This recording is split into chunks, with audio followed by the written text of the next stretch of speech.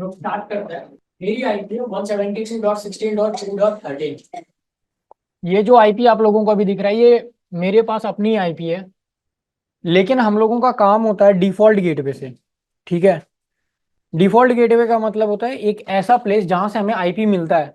अभी आईसेक्ट में जितने भी लोग कनेक्टेड हैं और वो लैन से अगर कनेक्टेड है, लैन इट मीन्स दैट जो हमारा ईथरनेट है, अगर सब लोग सेम ईथरनेट से कनेक्टेड हैं तो उसकी आईपी अलग होगी, लेकिन उसका डिफॉल्ट गेटवे सेम होगा। सेम होगा। सब लोग अपने अपने कंप्यूटर पे आप लोग चेक कर सकते हो, चाहे आप कहीं पे भी बैठते हो, किसी भी बिल्डिंग में, बिल्डिंग 1 बिल्डिंग 2 कहीं पे भी हो, अगर आप इस नेटवर्क के अंदर में हो तो आपका डिफॉल्ट गेटवे सेम होगा। बाकी आपका आईपी चेंज होगा। लेकिन अगर हम वाईफाई को कनेक्ट करते हैं तो ये आईपी बदल जाएगी। और यहां पर जो आईपी दिख रहा है मेरा 172.16.2.13, ये मेरे डिवाइस की आईपी है।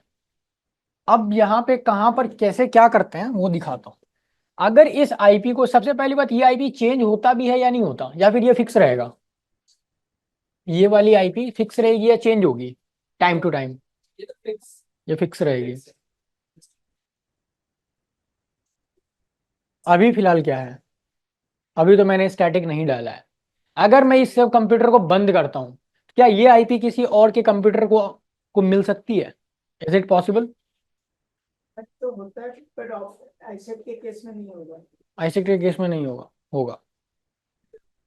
डायनामिक होगा, अगर डायनामिक पे होगा तो चेंज होगा। करेक्ट। अगर इंटरनेट में हमारा जो ये पूरा सिनेरियो चल रहा है, अगर ये डायनेमिक पे है, बहुत सारे लोगों को अभी ये सारी चीजें बिल्कुल समझ में नहीं आ रहा होगा, डायनेमिक क्या हो गया, स्टैटिक क्या हो गया। इसका मतलब सिंपल सा बात ये है, अगर मैं ये चाहता हूं कि ये आईपी मेरे लिए फिक्स हो जाए, मतलब यही आईपी मेरे कंप्यूटर को मिले, दैट इज कॉल्ड स्टैटिक। अगर मैं ये चाहता हूं कि कोई भी आईपी मिले, मुझे तो इंटरनेट चलाने से मतलब है, दैट इज कॉल्ड डायनामिक। अब भी आप अपने फोन का डेटा कनेक्शन बंद करके चालू करो, आईपी चेंज हो जाएगा। IP change with in second. मतलब अगर आप फोन को, अगर आपने स्विच ऑफ करके स्विच ऑन करा, तो जो पहले आईपी थी वो आईपी अब नहीं रहेगी, वो आईपी अब चेंज हो जाएगी। लेकिन क्या यही आईपी है जो इंटरनेट में हम लोगों को कम्युनिकेट करवाता है? बिल्कुल मुझे नहीं लगता कि ये आईपी कम्युनिकेट करवाता है। हमें कम्युनिकेट करवाता है पब्लिक आईपी एड्रेस, जिस पे अटैक होता है। अटैक कहाँ होगा? देखते हैं।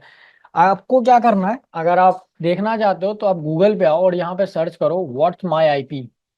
ठीक है, बहुत सारे आईपी एड्रेस मिल जाते हैं जो पब्लिक आईपी एड्रेस आपको दिखाएंगे कि आपका ये पब्लिक आईपी एड्रेस है।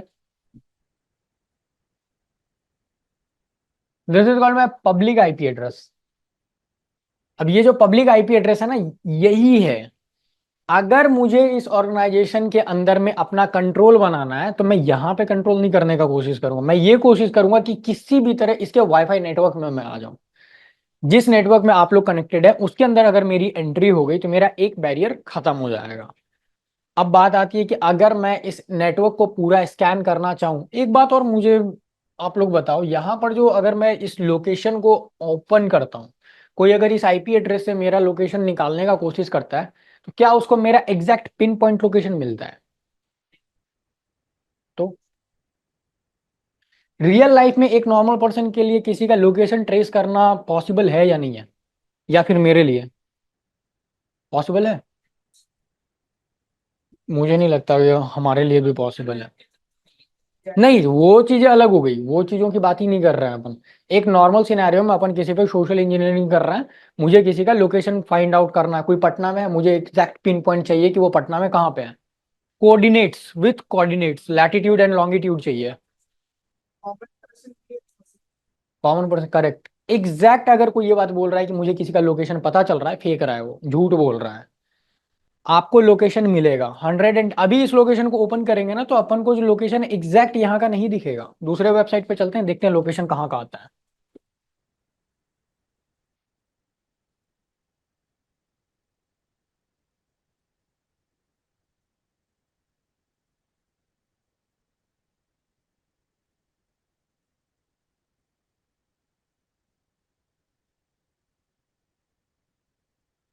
अगर एक बात है, मतलब अगर इस चीजों को हटा दिया जाए, आईपी एड्रेस के डिटेल्स को, और लोकेशन के बारे में अगर बात किया जाए, तो वो जो लोकेशन आएगा किसका आता है? अगर डिवाइस का लोकेशन एग्जैक्ट आ जाएगा तो हमारा लोकेशन तो पता चल ही जाएगा, डिवाइस तो हमारे ही साथ चल रहा है। लोकेशन आता है नियरेस्ट इंटरनेट सर्विस प्रोवाइडर का। जहां से हमें इंटरनेट मिल रहा है। आप बार बार चेंज हो रहे हो, मतलब आप अभी, मैं अगर एमपी नगर से इधर ट्रैवल किया हूं ना, तो बीच में पता नहीं कितना नेटवर्क मेरा कटा होगा, कितना नेटवर्क ऐड हुआ होगा, जो कि आपको पता तक भी नहीं चलता है समटाइम्स।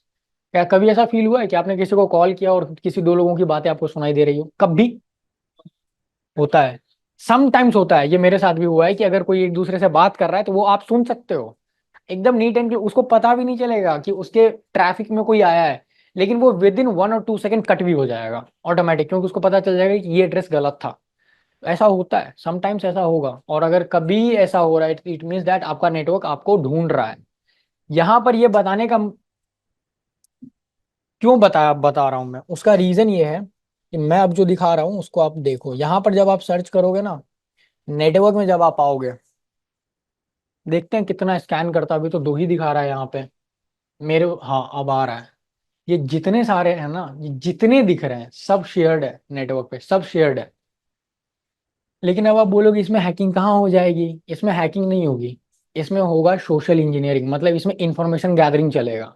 इंफॉर्मेशन गैदरिंग होता क्या है ना, साइबर सिक्योरिटी में अटैक मात्र 10% का गेम है, 90% आपका ब्रेन और आपका इंफॉर्मेशन गैदरिंग जो होती है ना, कितना ज्यादा आप इंफॉर्मेशन निकाल सको, वो होती है।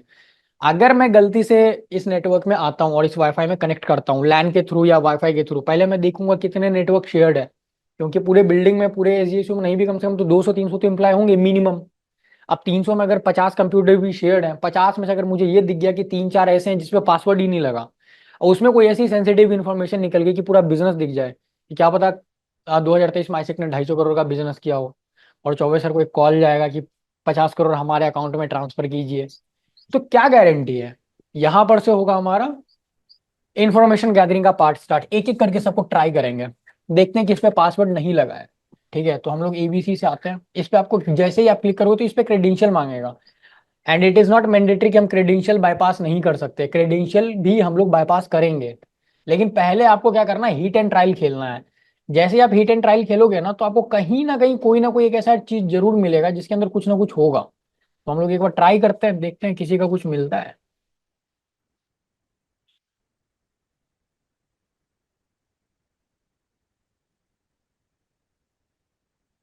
डायगोनल एक किसका था? ओ,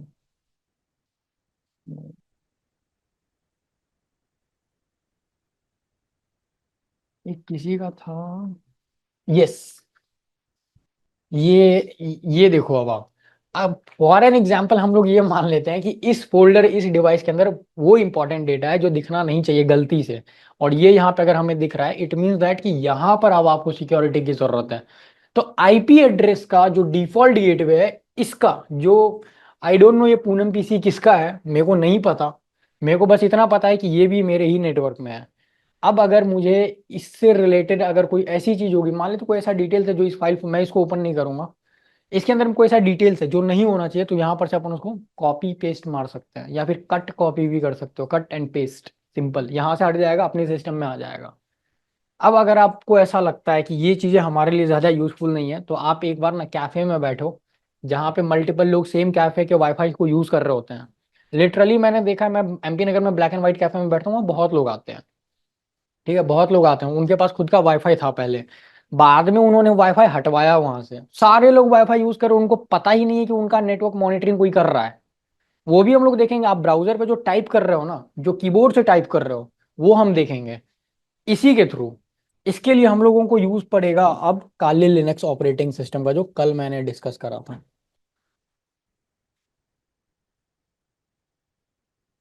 यहाँ पे एक टूल आता है, that is called wire shark. Top 5 one of the best tool किसी पे भी नजर बनाए रखने के लिए, क्योंकि हमारा ऑर्गेनाइजेशन में कौन क्या कर रहा है।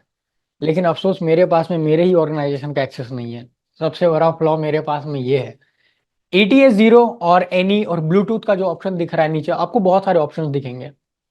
अगर आप रियल लाइफ में इसको प्रैक्टिकली वे में अगर आप करना चाहोगे, तो आपको सबसे पहले ये पता करना पड़ेगा कि आपका ये वाला, जिस पे आप, जिस ऑपरेटिंग सिस्टम पे आप वर्क कर रहे हो, जैसे कि मैं वर्क कर रहा हूँ अभी काली लिनक्स पे, तो मेरे काली लिनक्स पे भी कोई ना कोई आईपी एड्रेस होगी और मुझे उस नेटवर्क में जाना पड़ेगा। ठीक है, जैसे ही आप नेटवर्क में आओगे तो आपको ये डिसाइड करना पड़ेगा आप किस नेटवर्क में हो, ETS 0 में हो या फिर आप एनी में हो। तो अपन है ETS 0 में। ये मुझे कैसे समझ में आएगा, ये ऐसे समझ में आएगा। आपको सिंपली क्या करना है, रूट टर्मिनल ओपन करना और यहाँ पे कमांड फायर करना IF कॉन्फिग। जैसे ही आप IF कॉन्फिग टाइप करोगे तो यहाँ पर आपको साइड में ETS 0 दिख रहा है ना, और यहीं पे मेरा IP एड्रेस दिख रहा है। सी, ये है मेरा IP एड्रेस और ये है मेरा इंटरफेस। इसका मतलब ये है कि ये IP एड्रेस इस इंटरफेस पे लगा हुआ है। इसका मतलब ये है कि इससे रिलेटेड जो भी डिफॉल्ट गेटवे में बाकी सारे अदर नेट पर्सन एक दूसरे के साथ कम्युनिकेट कर रहे होंगे वो इसी इंटरफेस पे आएगा ETS 0। बस आपको सिंपली क्या करना है, ETS 0 को ओपन करना है। तो यहां पर आना है वायर शार्क पे और ETS 0 को आप ओपन करोगे। अभी जितने भी आईसेक में जो भी कोई कुछ कर रहा होगा वो पूरा पैकेट यहाँ पे ट्रैप हो रहा है। अब आप बोलोगे ये दिखने में सारी चीजें GUI कहाँ है, तो यहाँ पे GUI नहीं मिलता अनफॉर्चुनेटली। यहाँ पर आपको कुछ भी कलर वलर ऐसा कुछ भी देखने के लिए नहीं मिलेगा, सारी चीजें टेक्स्ट फॉर्मेट में रहेगी। विद इन सेकेंड 62,000 65 70,000 के अप्रोक्स डेटा जा चुका है। अब यहाँ पर हम लोग कैसे इसको एनालिसिस करेंगे, देखिए पहले मैं इसको स्टॉप करता हूँ। एज अ साइबर एक्सपर्ट इतना कितना डेटा ट्रैप हुआ है, 93,000। कैन यू इमेजिन 93,000 की एक एक पैकेट के डेटा को देखना पॉसिबल होगा? बिल्कुल भी नहीं, नहीं है पॉसिबल। हम लोग तब तक सोए रहते हैं जब तक कंपनी पर अटैक नहीं हो जाता। जब अटैक होगा ना तब जगते हैं इंसिडेंट रिस्पांस टीम। वो एक एक पैकेट को नहीं देखती है, वो ये देखती है कि फ्लडिंग कहाँ से हो रही है। फ्लडिंग का मतलब ये है कि मान लेते हैं कि कल के डेट में कोई किसी ने डॉस अटैक मार दिया। डॉस अटैक का मतलब है कि आपके नेटवर्क पे इतनी ट्रैफिक आएगी, इतना ट्रैफिक आएगा कि वो नेटवर्क हैंडल नहीं कर पाएगा। और जब वो नेटवर्क हैंडल नहीं कर पाएगा तो यहाँ पर एक ही आईपी से, मतलब यहाँ पे एक ही आईपी से मल्टीपल रिक्वेस्ट आएगा। अपन क्या करेंगे, सिंपली उस आईपी को ब्लॉक कर देंगे जा करके। और ये होता है, रियल में होता है। डॉस अटैक तो दिखाना भी इलीगल है। यहाँ पे अब मैं क्या करता हूँ, एक वेबसाइट यूज करता हूँ मैं फिलहाल के लिए, ठीक है। तो अगेन इसको रीस्टार्ट करते हैं। तो यहाँ पर मैं एक ब्राउजर ओपन करता हूँ, ठीक है। इस ब्राउजर पे मैं टाइप करता हूँ, एक वेबसाइट है। पहले उसका कंसेप्ट समझा देता हूँ, एक सेकेंड।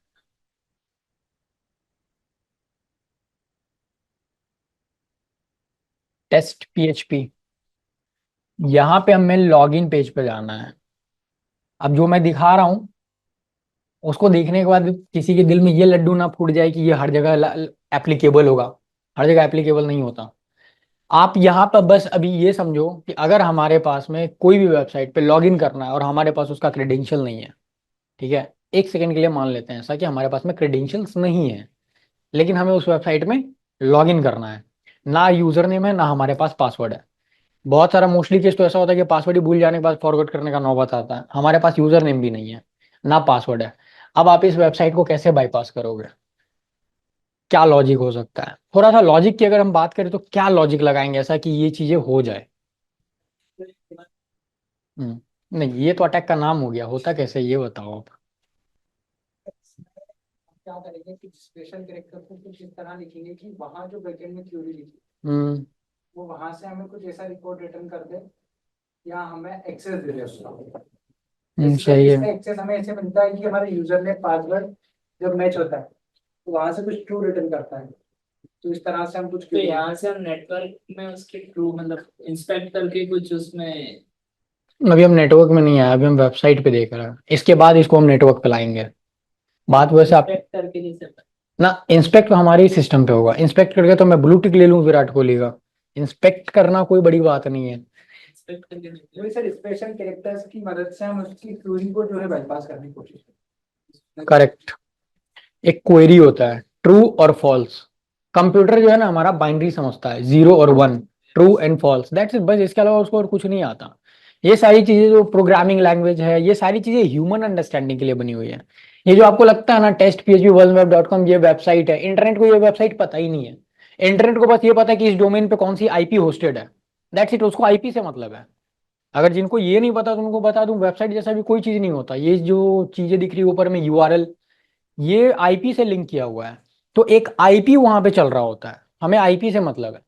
इसका मतलब ये है कि अगर यूजर नेम और पासवर्ड का कंडीशन किसी भी हाल में अगर हम सही कर दें, एट एनी हाउ हम ट्रू कर दें, तो फिर हमें एक्सेस मिल जाएगा वेबसाइट का। आप सिंपल सा लॉजिक है, थोड़ा सा लॉजिक के साथ अगर सोचो, इंस्टाग्राम में जब आप अपना यूजर नेम और पासवर्ड डाल रहे हो तो उसके बैकएंड के डेटाबेस में वो यूजर नेम और पासवर्ड ऑलरेडी है, तो वो मैच करता है कि ये चीजें है या नहीं है तो एक्सेस दो, नहीं है तो नहीं दो। तो बस हमें यहाँ पे ये करना है कि किसी भी तरह हमें इसको ट्रू कर देना है। तो क्लास 10th में 12th में हम लोग एक कंसेप्ट पढ़ते हैं और ऑपरेटर।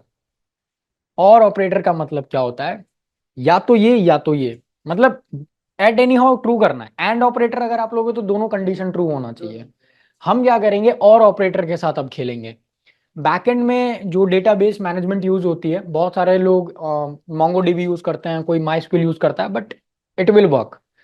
अब ये वर्क कैसे करेगा, तो बैकएंड में जब यूजर नेम और पासवर्ड की कहानी आएगी ना, हम उसको ये बोलेंगे, हम उससे पूछेंगे देखो यूजर नेम और पासवर्ड तो तुम चेक कर रहे हो कि ये चीजें है या नहीं है, मेरे को ये बताओ कि यूजर नेम और पासवर्ड में ए जो है ए के इक्वल है या नहीं है। तो वो बोलेगा ऑब्वियसली है। तो वहां पे हम यूजर नेम के कंडीशन को ट्रू कर देंगे, और उसी सेम जगह पे हम पासवर्ड के भी कंडीशन को ट्रू कर देंगे, ए इक्वल टू ए करके। लेकिन कैसे करेंगे, देखो यहां पर ये क्वेरी दिख रहा है, इस पे ध्यान दीजिए आप। मैं इसको बना देता हूं यूजर नेम, ठीक है, ये यूजर नेम है हमारे पास, और एज इट इज ये हमारा पासवर्ड हो जाएगा।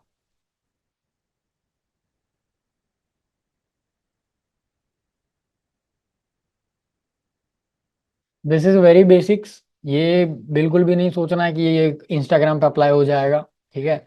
अभी बस दिखा रहा हूँ, यूजर नेम है और ये पासवर्ड है, दोनों सेम है।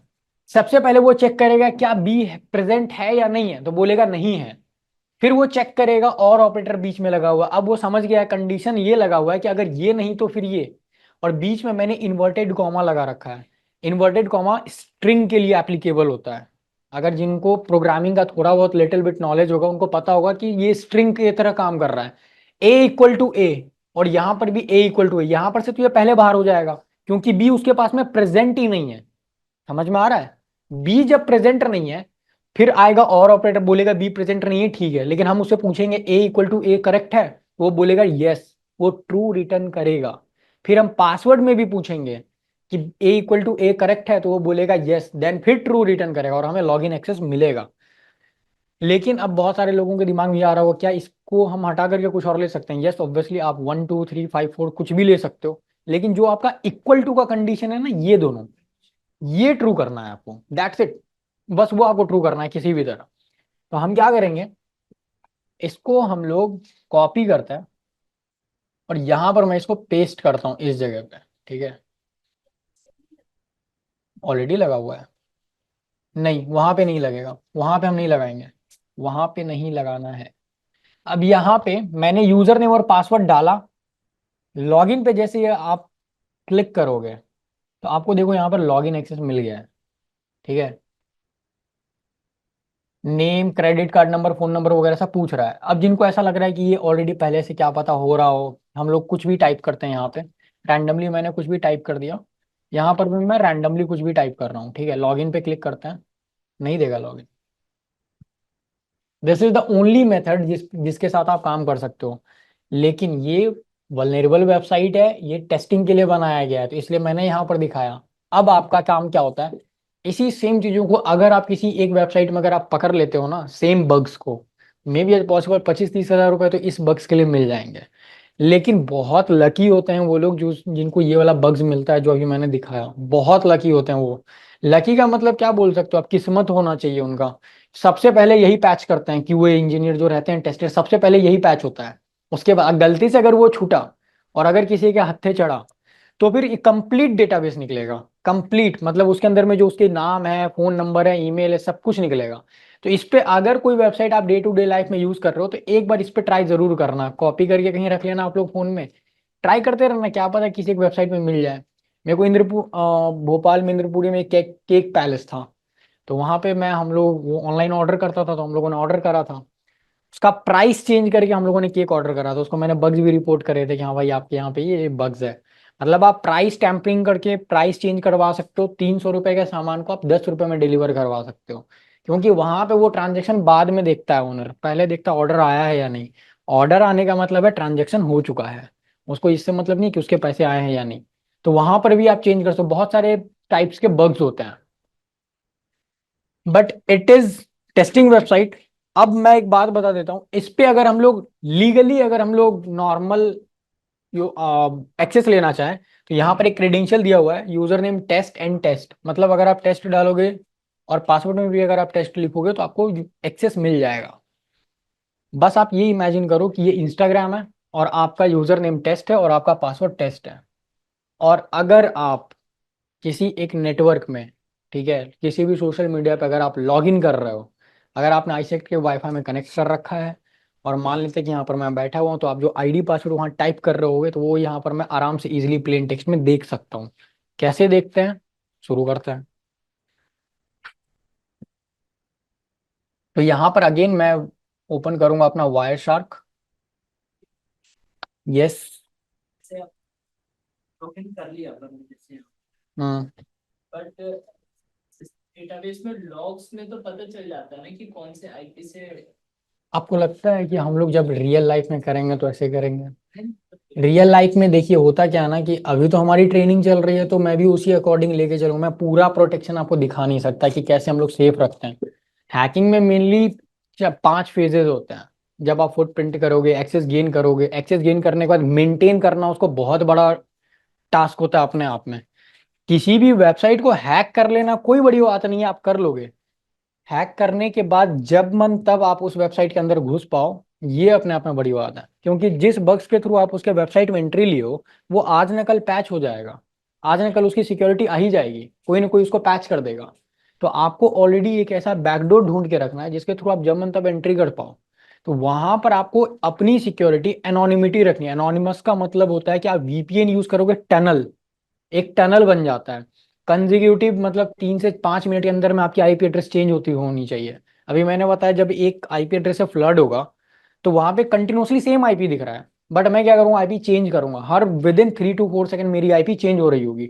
तो सामने वाले को भी समझ में नहीं आएगा। लेकिन अब आप बोलोगे कि अगर आईपी चेंज हो रहा है तो फिर हम पकड़ेंगे कैसे? वहां पे भी एक क्या नाम है, ऑप्शन होता है मैक एड्रेस। मैक एड्रेस तो आपके पास में फिजिकल किट है, मतलब एक फिजिकल किट आती है, उसका तो कोई सॉफ्टवेयर से कोई रिलेशन ही नहीं है। उसको आप कहाँ से चेंज करोगे? हालांकि मैक चेंजर से मैक भी चेंज हो सकता है। फिर आपने मैक भी चेंज कर दिया, आईपी भी चेंज कर दिया, मैक भी चेंज हो रहा है। फिर आता है फ्लैग। हम लोग फ्लैग देखते हैं कि कौन से सेम फ्लैग से आ रहा है, मतलब आईपी चेंज है लेकिन फ्लैग सेम है। फ्लैग आप चेंज ही नहीं कर पाओगे। तो तरीके बहुत सारे हैं। अगर आप टनल यूज कर रहे हो तो आप कंप्लीट सेफ हो। कंप्लीट का मतलब 99%, 100% नहीं। क्योंकि बैक ट्रेसिंग जब होती है तो हर चीज पता चलता है। बहुत सारे लोगों को ऐसा लगता है कि हम वीपीएन यूज कर रहे हैं तो हम सिक्योर हैं। दुनिया का कोई ऐसा वीपीएन ही नहीं बना है जो आपको 100% सिक्योर रखेगा। उसका रीजन समझा देता हूँ, सिंपल है।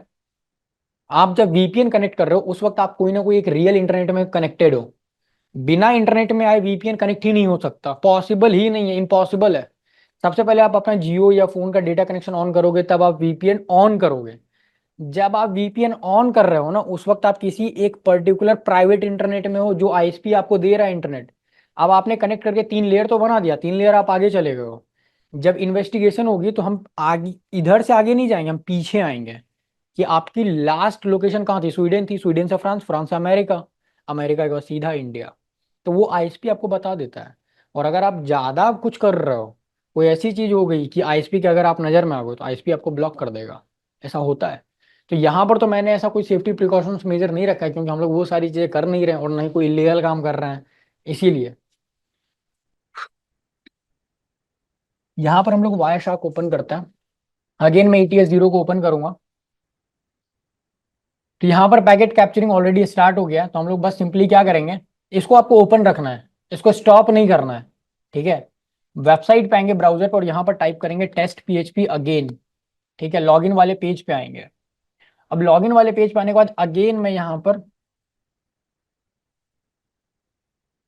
टेस्ट डालूंगा, यहाँ पे जो हमारा क्रेडेंशियल है। ठीक है। पासवर्ड डालेंगे टेस्ट, और इसको हम लोग करेंगे लॉगिन। तो यहाँ पर तो लॉगिन हो गया, ये मेरा कंप्यूटर है, मेरा सिस्टम है, मैंने अपना लॉगिन करा, मैंने अपना चलाया। अब देखते हैं वायर शार्क पे आते हैं। वायर शार्क पे मैं इसको स्टॉप करता हूँ और यहाँ पर हम लोग सर्च करते हैं HTTP। ठीक है। अब मैं आपको बताऊंगा कि आगे चल के HTTPS का क्या होगा। तो HTTP जब आप सर्च करोगे ना, तो यहाँ पर कितने सारे डेटा आ गए हैं। इतने लोगों ने HTTP वेबसाइट अभी यूज कर लिया।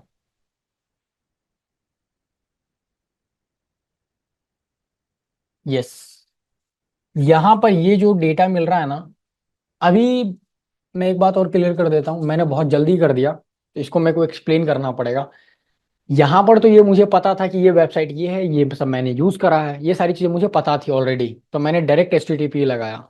आपको थोड़ा सा ज्यादा मेहनत करना पड़ेगा, आपको पैकेट एनालाइज करना पड़ेगा कि कौन क्या कर रहा है। सारे पैकेट के कलर्स का मतलब अलग अलग होता है।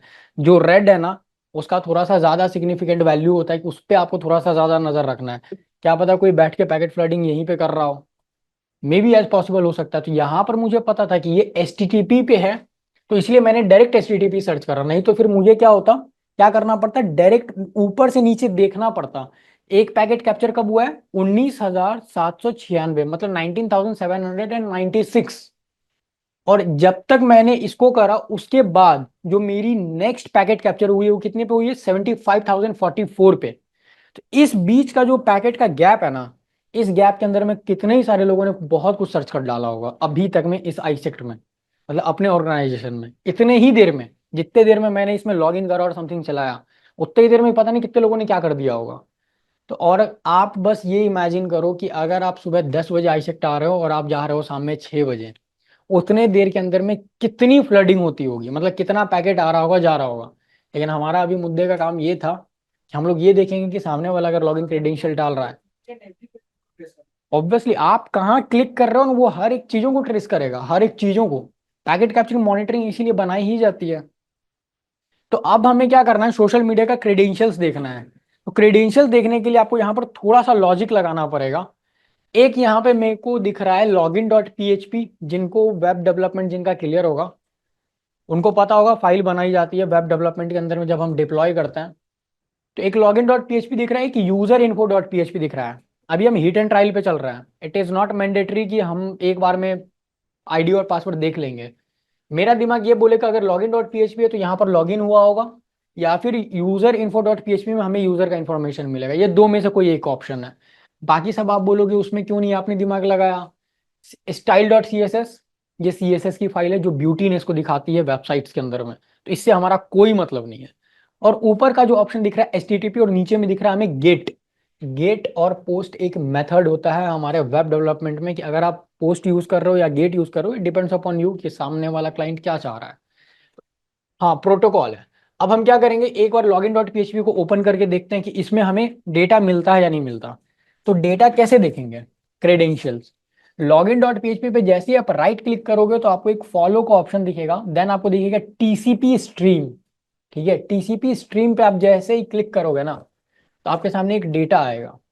अब आपको क्या करना है, थोड़ा सा मेहनत होगा यहाँ पे, इसको आपको रीड करना पड़ेगा। आई एम नॉट जोकिंग, इसको आपको देखना पड़ेगा। तो थोड़ा सा आप नीचे स्क्रॉल करोगे ना, स्क्रॉल करते रहोगे तो कहीं ना कुछ आपको दिखेगा। जैसे कि मेरे को यहाँ पे दिख रहा है कि यूनेम और पास नाम का एक यूजर इनपुट लिया गया है HTML के अंदर में। अब जिनको HTML नहीं पता उनको नहीं आएगा समझ में, ये बात मैं पहले क्लियर कर दे रहा हूँ। ये एक क्या बोलते हैं, आईडी है, वैल्यू होती है जिसके अंदर हमारा क्या बोलते हैं, डेटा सेव हो रहा है। ठीक है, तो हमें ये चीज समझ में आ गया कि यू नेम के अंदर में हमारा यूजर नेम होगा और पास के अंदर में हमारा पासवर्ड होगा। ये चीजें हमें समझ में आ गई। अब अगर हम और थोड़ा नीचे स्क्रॉल करेंगे तो आई थिंक हमें पासवर्ड मिलना चाहिए, लेकिन हमें यहाँ पे नहीं मिला है। तो हम लोग अब क्या करेंगे, शिट,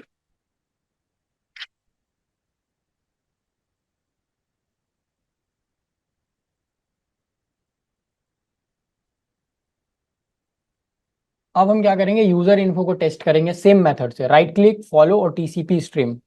ठीक है, वहां पे जो हमें इंफॉर्मेशन पता चला था यू नेम एंड पास, अब हमें उसका ध्यान इस पे देना है। तो कहीं ना कहीं आपको दिख रहा होगा, आप थोड़ा ध्यान से देखो, मेरे को दिख गया है। ये पूरा पैकेट एनालाइज करना पड़ेगा, ये बात ध्यान रखना आप लोग। मैं इसको बड़ा कर दे रहा हूँ, कुछ दिख रहा है कहीं पे। ये वाला जो ऑप्शन है ना, सी, आपका नेटवर्क, आप फर्स्ट बिल्डिंग में बैठे हो और अगर आप कुछ कर रहे हो तो मैं यहाँ पे बैठ के अपने उस वाले सिस्टम पे बैठ के आराम से देख सकता हूँ। This is called network monitoring और पैकेट कैप्चरिंग, जिसमें यू नेम में हमारा यूजर नेम है और पास में हमारा पासवर्ड है। अब सेफ्टी प्रिकॉशंस क्या हो सकता है? कोई सेफ्टी प्रिकॉशंस नहीं है। नेटवर्क में, ऑर्गेनाइजेशन में नेटवर्क मॉनिटरिंग इसीलिए बनाई जाती है, कंपनी आपको लैपटॉप इसीलिए देती है कि आप कंपनी के लैपटॉप पे क्या कर रहे हैं वो हमें पता होना चाहिए। और यहाँ पर जब भी हम लोग कुछ कर रहे होते हैं उसकी एक लॉग जनरेट होती है। लॉग डिलीट करना मैं बताऊंगा नहीं, क्योंकि बहुत सारे लोग कुछ कांड करेंगे उसका लॉग डिलीट करेंगे, तो लॉग डिलीट करना हम लोग नहीं देखेंगे, कभी नहीं देखेंगे। ये एक मेथड है जिसमें कि आप कहीं पे भी रहो, बस आपका काम ये है कि आप नेटवर्क में सेम होना चाहिए, आप सेम नेटवर्क में होने चाहिए बस। उसके बाद बाकी साहब जो बैठा होगा वो करेगा। अब आपके दिमाग में ये चीज आ रहा होगा कि पता नहीं कितनों को आ रहा होगा, स्टेशन के फ्री वाईफाई यूज करने में सबको बहुत मजा आता है। गलती से भी आप लोगों को ना कभी भी फ्री प्रोडक्ट्स यूज नहीं करना चाहिए, खास करके जब कोई आपको वाईफाई दे रहा हो। वाईफाई के केस में होगा क्या कि आपका पूरा डेटा उसके साथ कॉम्प्रोमाइज होता है, ऑलमोस्ट डेटा आपका कॉम्प्रोमाइज हो रहा है। खास करके स्टेशन पे तो आपको ये भी नहीं पता कि कौन कैसे कैसे लोग बैठे हुए हैं। मैंने खुद रानी कमलापति में एक बार यूज करा था, आई थिंक जब मैं आया था उस वक्त रानी कमलापति में क्या बोलते हैं वो था, वाईफाई का सिस्टम था, अभी नहीं है। तो मैंने उस वक्त यूज करा था और एट द सेम टाइम मैं ये देख रहा था कि कौन कौन क्या कर रहे हैं नहीं कर रहे हैं। हालांकि मेरे को ये सब काम करना अच्छा लगता है, बट इट डजेंट मीन कि मैं किसी को हार्म करता हूँ, मैं देखता हूँ कि कौन क्या कर रहा है। लेकिन आईसेक्ट में देखने में भी डर लगता है, क्योंकि आईसेक्ट में मेरा लॉग बनता है। आपने अभी जो मैंने ये सब करा ना, ये सबका लॉग बन गया होगा, सबका लॉग बना होगा, मैंने क्या करा, बाकी लोगों ने क्या करा, सबका लॉग बना होगा। मैंने ये सब देखा, ये भी लॉग बना होगा, अच्छा सब ये बना फिर होगा, देखा आपने ये भी लॉग बना होगा, ये भी लॉग बना होगा। आप पिन पॉइंट से लेकर के क्या कर रहे हो सब पता होता है। दैट्स वाई आज के डेट में एक इंसान को ये साबित करना पड़ता है I am not a robot. अब कहानी देखो, समझो आप लोग कहाँ पलटती है। आपको ये बताना पड़ रहा है कि I am not a robot, क्यों, इसका रीजन क्या है? ये काम एक रोबोट भी कर सकता है। समझ में आ रहा है? अगर मैं, मेरे नेटवर्क में अगर कोई आ रहा है या कोई स्टूडेंट कोई भी कुछ भी कर रहा है, मेरे को कैसे पता चलेगा? एज अ बिजनेस ओनर मुझे कैसे पता चलेगा एक साइबर एक्सपर्ट मेरे साथ लॉयल है या नहीं? एक तो वो साइबर एक्सपर्ट है, क्या होता है कल के डेट में कंपनी ही मेरा डुबा दे, मुझे कैसे पता चलेगा? इसके बाद एक कंसेप्ट आता है हनी पॉट। हनी पॉट का मतलब होता है कि अगर आप एक हनी पॉट कहीं पे लगा रहे हो, अभी जैसे कि मान लेते हैं मुझे ये दिख रहा है कि आईसेक्ट का जो है एफटीपी सर्वर ओपन है, तो अपन एफटीपी सर्वर पे एक्सेस बनाने का कोशिश करेंगे, वो होगा आपके लिए ट्रैप। गलती से मान लेते हैं कि मैंने इनको हायर करा मेरी कंपनी में देखभाल करना, और मैंने एक हनी पॉट लगाया कि हाँ एफटीपी सर्वर ओपन है और ये मेरे डेटाबेस पे एक्सेस बना रहे हैं, लेकिन इन्होंने मेरे को रिपोर्ट नहीं करा कि सर हनी पॉट में ये चीज़ें ओपन है, एफटीपी सर्वर ये हमारे लिए हार्मफुल है, लेकिन ये उसका फ़ायदा उठा रहा है। तो इनका लॉग मेरे पास में आएगा, हाँ ये आईपी से इस बंदे ने ऐसा ऐसा कुछ करा है। और ये, और आईसेक्ट में I am not say that AISECT is मतलब सिक्योर नहीं है, लेकिन बहुत सारा प्रॉब्लम है। सबसे बड़ा प्रॉब्लम क्या है, किसी के भी पास अपना यूजर आईडी पासवर्ड नहीं है। यूजर आईडी पासवर्ड कहने का मतलब ये है कि एवरीवन, सबके पास एक सिस्टम है, लेकिन उसका एक लॉगिन और लॉग आउट टाइम नहीं है। आप एक सर्वर ऑपरेटिंग सिस्टम के साथ अगर आप काम करोगे ना, तो एक टाइम पे ही वो कंप्यूटर ओपन होगा और एक टाइम पे वो ऑटोमेटिक शट डाउन होगा। इसका रीजन ये है कि उसके पास एक फिक्स यूजर नेम और एक फिक्स पासवर्ड रहता है, उसी यूजर नेम और उसी पासवर्ड से वो लॉगिन कर पाएगा। बाकी कोई और उसके सिस्टम में लॉगिन भी नहीं कर पाएगा। अगर मैंने डाला है 10 बजे ओपन करना है, वो 9:58 पे ओपन नहीं कर पाएगा। अगर यूजर नेम पासवर्ड भी डालेगा फिर भी एक्सेस नहीं मिलेगा। 10 बजे का मतलब 10 बजे, फिर 6 बजे वो ऑटोमेटिकली शट डाउन हो जाएगा। तो ये सब चीज सिक्योरिटी को इनहेंस करती है। कल के डेट में अगर मान लेते हैं, एक फॉरेन एग्जांपल, जस्ट हम लोग इमेजिनरी दुनिया में चलते हैं, हालांकि ऐसा होगा नहीं।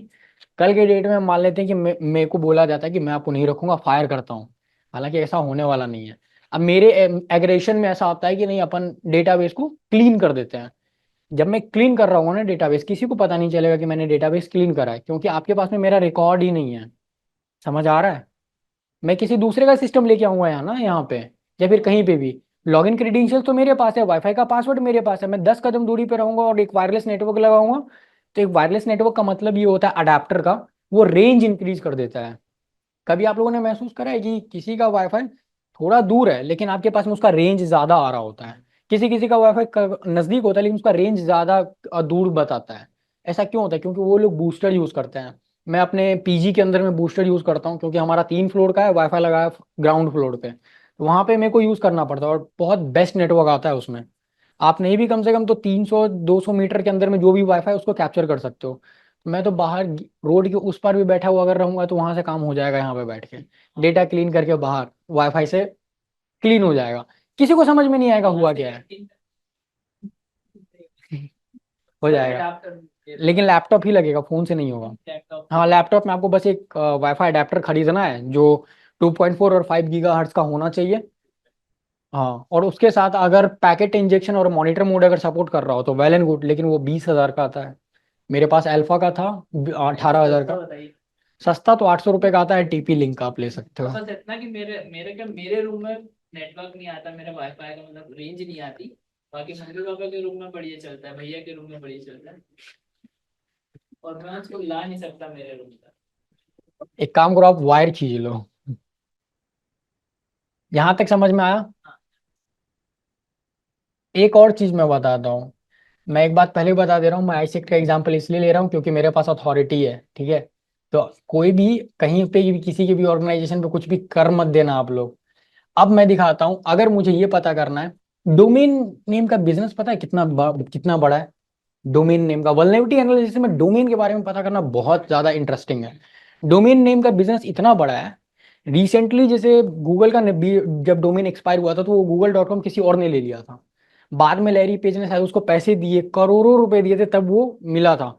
और 1998 या 1999 के आसपास का बात है, या फिर 90s के अप्रोक्स, आई थिंक मैं उस वक्त था भी नहीं।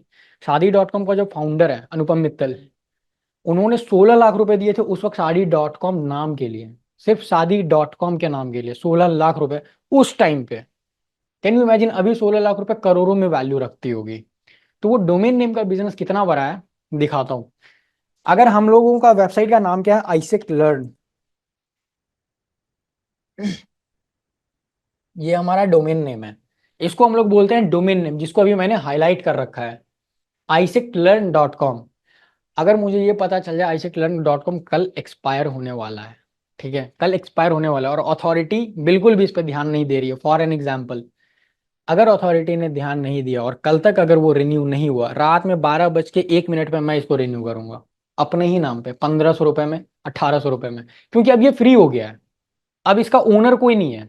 डोमेन नेम का एक लिमिट में आपको ओनरशिप मिलता है। मेरे पास में दो डोमेन है। एक डोमेन मैंने दूसरे का उठाया था, मतलब उसका नाम था frustratedhackers.com। उससे जब मेरी डील हुई थी तो मैंने उसको बोला था कि आप मुझे 1.5 लाख रुपए दो, मैं आपको डोमेन दे दूंगा। और मैं उस पर नजर बना के रखा हुआ था कि जिस दिन एक्सपायर होगा, मैं जगा था उस दिन रात में कि 12 बजे तक, और मैं देख रहा था आज तक उसका रिन्यू का टाइम था, शाम 6 बजे तक में भी रिन्यू नहीं हो रहा है, फिर सुबह तक में भी रिन्यू नहीं हुआ था। मैंने बोला रात में आज इसका रिन्यू करना है मेरे को। जब मैंने उसको रिन्यू करा उसका बाद वो आपको कॉल भी करेगा, या फिर जो भी वेंडर्स रहेंगे जो आपको दिलवाएगा डोमेन, वो कनेक्ट करवाएगा सेलर और बायर्स को। तो सेलर और बायर्स जब कनेक्ट होते हैं तो वहां पे फिर पैसे का डील होता है कि ये डोमेन ऑलरेडी पहले से एग्जिस्टेंस में था, मेरी बिजनेस इस पे चल रही है। और एक बात आप याद रखो, अगर एक बार क्लाइंट को ये पता चल गया ना आप isectlearn.com यूज कर रहे हो, वो कभी .in पे नहीं जाएगा। ये एक क्लाइंट में सबसे बड़ा प्रॉब्लम बोल लो या कुछ भी बोल लो, क्योंकि मान लेते हैं कि हमारे आईसेक्ट पे 10 लाख क्लाइंट है। आप 10 लाख क्लाइंट को थोड़ी बोलोगे कि भाई साहब मेरा डोमेन नेम चेंज हो गया है, पॉसिबल ही नहीं है। आपको पैसे तो देने ही पड़ेंगे सामने वाले को, लेकिन ये डेटा कैसे निकलेगा कि हाँ इसका एक्सपायरेशन कब है। देखो सिंपली क्या करना है, हु इज सर्च करना है, ठीक है। सब लोग अब आइसेक्ट के पीछे पड़ जाएंगे। यहाँ पे जब आप आओगे ना तो आपको डोमेन नेम और आईपी एड्रेस का ऑप्शन मिलेगा। आपको सिंपली यहाँ पे क्या करना है, इस वाले डोमेन नेम को कॉपी करना है और यहाँ पे पेस्ट करना है। जैसे ही आप पेस्ट करोगे तो इन सारी चीजों को हटा देना और सर्च पे क्लिक कर देना। तो बड़ा लंबा है यार। देखो अब मैं आप लोगों को जो बता रहा हूँ उसका मुद्दा क्या है। ये रजिस्टर हुआ था 2021 में, मौका था आपके पास में 2022 में इसको अपना बनाने का, लेकिन 2022 में फिर आईसेक्ट ने इसको अपडेट कर दिया और 5 साल का अब इसके पास रिन्यूअल है, मतलब 2027 में ये एक्सपायर होगा। तो अभी बहुत लंबा टाइम है। लेकिन ऐसा नहीं है कि सिर्फ हम लोग इस वेबसाइट को देख सकते हैं, दुनिया में बहुत वेबसाइट चल रहा है, बहुत वेबसाइट चल रहा है। बस आपको एज अ एक्सपर्ट ये ध्यान देना है इसका बिजनेस क्या है, इसका बिजनेस कैसा है, और इसका एक्सपायर कब हो रहा है। उसको कॉपी पेन पेपर पे लिख के रख लो, कितने क्लाइंट कितने हैं, सारी चीजें लिख लो, और कैलेंडर में आराम से अलार्म लगता है। अलार्म लगा के रखो कि हाँ इस दिन इसका एक्सपायर होने वाला है। मेरे पास में अभी 4-5 है जो मेरे टारगेट पे है, लेकिन अभी मैं उसको बताऊंगा नहीं, क्योंकि वो बहुत अच्छी कंपनी है, लेकिन यहाँ की नहीं है, गुड़गांव की है। वो अभी स्टार्टअप है, 3 साल हुआ है उसका। स्टार्टअप को लूटने में ज्यादा मजा आता है, हाँ, और ये क्योंकि legal उसे भी है, फंडिंग मिलती है। ये लीगल भी है। ये लीगल भी है, सिंपल। अब यहाँ पर क्या है, ये 2027 में एक्सपायर होने वाला है। 7 क्वेश्चन आ गए यहाँ पे। Screen size can be zoom in, already मैंने कर रखा था। इफ डीएससीपी पे बाद में आएंगे। अब यहाँ पर जब आप देखोगे तो ये अपडेट हुआ था, लास्ट अपडेट हुआ था 2022 में, इसको रजिस्टर किया गया था 2021 में। मैं तो 2021 में आया नहीं था, बट जो आईसेक्ट में होंगे, आईसेक्ट लर्न 2021 से पहले एग्जिस्टेंस में था क्या? आईसेक्ट लर्न 2021 से पहले एग्जिस्टेंस में था नहीं ना? तो सही है डेटा, क्योंकि 2021 में ये बनाया गया था, 1 साल के लिए ही डोमेन लिया गया था उस वक्त। तो फिर 2022 में अपडेट किया गया था 5 साल के लिए, उसके बाद चालू हुई ना। तो एफएसए वगैरह सब जो बनी थी उसी के साथ बनी है। फिर- डोमेन परचेज हाँ, GoDaddy से सब तो वही एक्सपायर करते हैं। नहीं ये एक्सपायर ऑटोमेटिक होता है, मतलब एक डेटा है हु इसके पास, वहां पर से पता चल जाता है किस दिन किसकी डेथ होने वाली है, उस दिन उसका खत्म। अब ये फ्री हो गया है, फिर अब आप गो डैडी वगैरह सब पे कहीं से भी आप रजिस्टर कर सकते हो।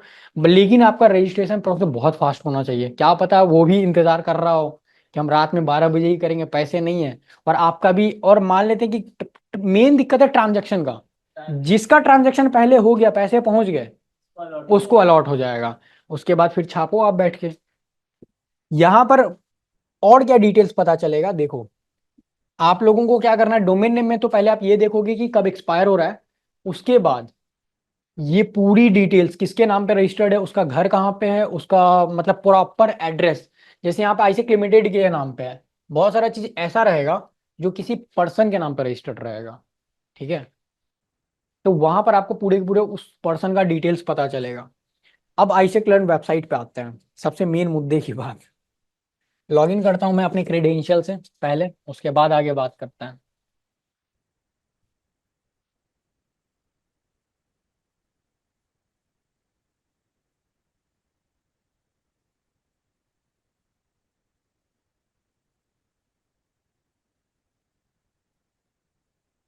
कितने लोग ऑलरेडी टेक फील्ड से हैं यहाँ पे? टेक फील्ड मतलब कंप्यूटर साइंस जैसा, ऑलरेडी। अरे यार ये लॉगिन क्यों नहीं हुआ?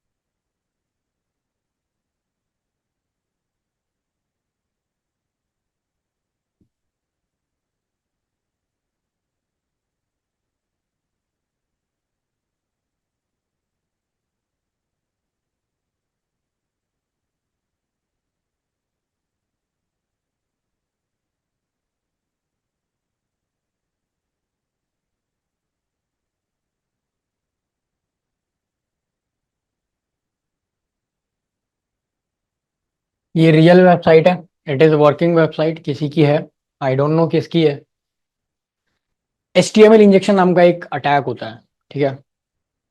ये HTML इंजेक्शन में होता क्या है ना कि अगर मैं आपको जिस वेबसाइट पे रीडायरेक्ट करवाना चाहूँ वहां पे रीडायरेक्ट करवाऊंगा अपनी मर्जी से, मतलब आप खुद जाओगे। अगर मैं HTML का जिनको नॉलेज होगा उनको एक बात पता होगा, HTML टैग्स पे काम करते हैं, ठीक है।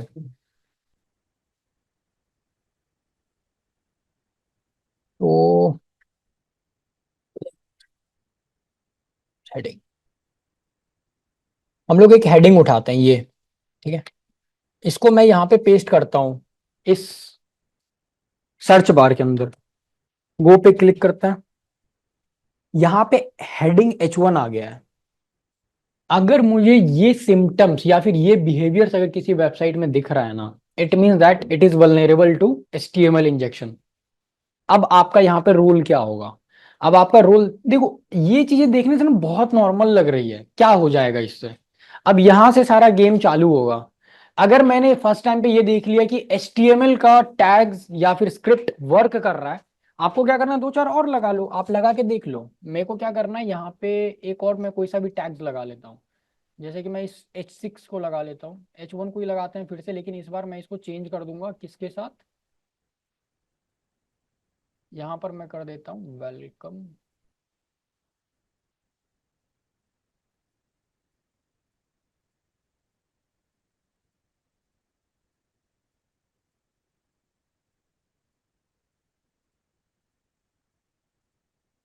मैंने करा हेलो वर्ल्ड, ठीक है।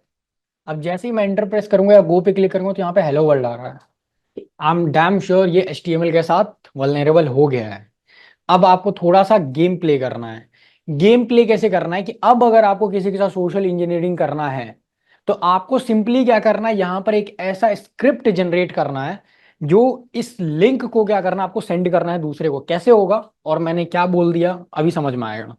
HTML के अंदर में एक टैग होता है लिंक करके, ठीक है। मैं लिंक करता हूं, देखो हाइपर लिंक होती है, ये हाइपर लिंक है। ये हाइपर लिंक का मतलब क्या होता है पहले उसको समझते हैं। मैं यहाँ पर VS को काम करते, इसको मैं यहीं पे रन करता हूँ, ट्राई इट योरसेल्फ। यहाँ किसी ने कुछ बोला? एग्जैक्टली ये रीडायरेक्शन के लिए काम करता है, बहुत बेसिक है ये। हमें बस इतना काम करना है कि ये जो वाला जो रीडायरेक्शन वाला जो लिंक है ना, इसको मैं चेंज करता हूँ यहाँ पे, click here to sign up. यहाँ पे मैंने कर दिया इसको साइन अप, ठीक है। और यहाँ पर वो लिंक आएगा जो लिंक पे आप उसको रीडायरेक्ट करवाना चाह रहे हो, जिस लिंक पे। दैट्स इट, बस इतना ही काम है। अब क्या करना है, इसको अपन को कॉपी करके वहां पे पेस्ट करना है, ठीक है। तो बस इसको मैं यहाँ पर से कॉपी करता हूँ, हाइपर लिंक। मैंने इसको कॉपी करा। अब यहाँ पर जब मैं इसको पेस्ट करूंगा ना, तो यहाँ पर मैं इसको कर देता हूँ साइन अप, और यहाँ पर मैं इसको कर देता हूँ एक लिंक https://google.com, ठीक है। मतलब अपन उसको google.com पे रीडायरेक्ट करवा रहे हैं फिलहाल के लिए, और एंटर प्रेस करेंगे। बस इतना करना है। इतना करने के बाद आपको क्या करना है, ऊपर में जो URL दिख रहा है ना, ऊपर में जो ये URL है लिंक, इसको कॉपी करना है। अभी आप ध्यान से देखो, मैं हूं क्रोम के इस ब्राउजर पे, ठीक है।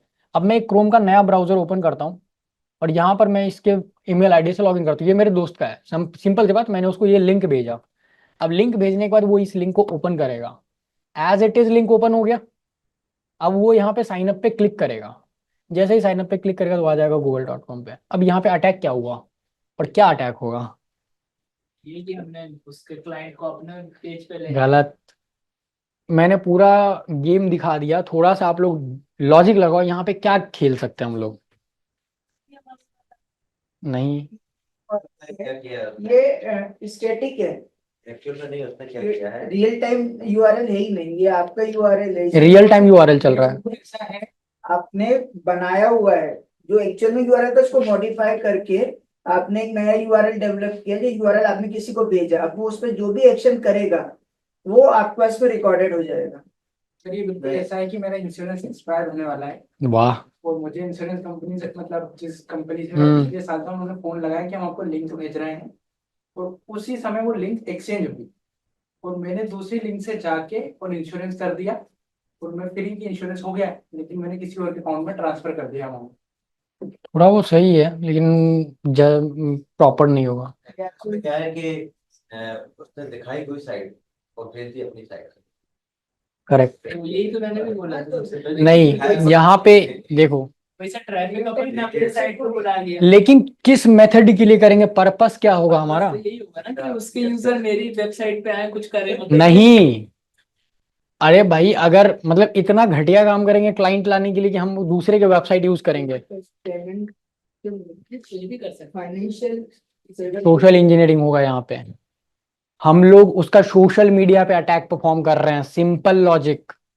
उसका सोशल मीडिया का हम लोग एक्सेस ले रहे हैं। बहुत सही आंसर था आपका कि हम अपने बेनिफिट्स के लिए, यहाँ पर जो ये वेब पेज दिख रहा है ना, ये वेब पेज इंस्टाग्राम का होगा। यहाँ पे हम एक वेब पेज क्रिएट करेंगे वेब डेवलपमेंट HTML और CSS के हेल्प से, और वो जो लिंक है वो किसी और के वेबसाइट की लिंक है ना, अपनी वेबसाइट की है ही नहीं।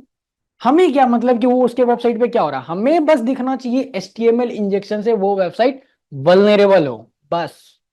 आप लोगों ने कभी ये चीज महसूस करा है, जो कोर्स आप कभी इनरोल कर रहे हो किसी की भी वेबसाइट पे, आप वीडियोस देख रहे हो, ठीक है, उसी लिंक को आप जब अपने दोस्त को भेजोगे ना तो वहां पे लॉगिन साइन अप मांगता है। नहीं तो ऐसा होता है ना कि मैं इनरोल करता और वही लिंक भेज देता, बोलता भाई तुम भी देख लो, लेकिन उसे वो लॉगिन साइन अप मांगता है। वहां पर आप इस चीजों को परफॉर्म नहीं कर पाओगे, वहां पर मुश्किल है। हाँ, करेक्ट। आप फिशिंग कर सकते हैं फेक URL से रीडायरेक्ट करा करके। यहाँ पर एक चीज है, मैंने जितनी आसानी से ये सारी चीजें दिखा दिया ना, इतना आसान नहीं होगा किसी के भी साथ आपको माइंड प्ले गेम करना। अगर आपको किसी के साथ प्ले करना है ना तो आपको समझना पड़ेगा इस चीजों को कि एक तो सबसे पहला बात, HTML इंजेक्शन वल्नरेबल वेबसाइट ढूंढना मुश्किल होगा। उस वेबसाइट को आपको ढूंढना पड़ेगा। ढूंढने के बाद उसका उसमें इंटरेस्ट दिखाना पड़ेगा, साइन अप करवाना पड़ेगा। लेकिन एक बात है, जहां तक मैंने देखा है कि लोग कर देते हैं। मोर देन 90% लोग हैं जो कर देंगे, इवन IT वाले तक कर देते हैं। मतलब एक बार तो मैं खुद ट्रैप हो जाता, बच गया था। मेरा एक बोलते हैं ना रूल है कि मतलब थोड़ा होता है कि मैं खुद साइबर सिक्योरिटी में हूँ तो दूसरों से ज्यादा मुझे खुद को डर लगता है, ये जेन्युइन है। इवन प्रीति मैम ऑल्सो मेरे से परेशान रहती है कि एक दिन यहाँ आईसेक्ट में मेरा आधार कार्ड से पता नहीं कौन सा कोर्स रजिस्टर हो गया, मुझे खुद को नहीं पता भाई साहब कि वो कोई कोर्स है। अब मैं प्रीति मैम को पूछ रहा हूँ कि मेरा डेटा कहाँ कहाँ मैम गया है, मुझे बताओ। तो ये खुद को मुझे डर लगता है कि पता नहीं क्या क्या हो रहा है। तो उस दिन मैंने ये चीज देखा था कि जो मेरे पर अटैक हुआ था ना, बहुत जेन्युइन अटैक था। मतलब सामने वाले ने पूरा प्री प्लान्ड करा था।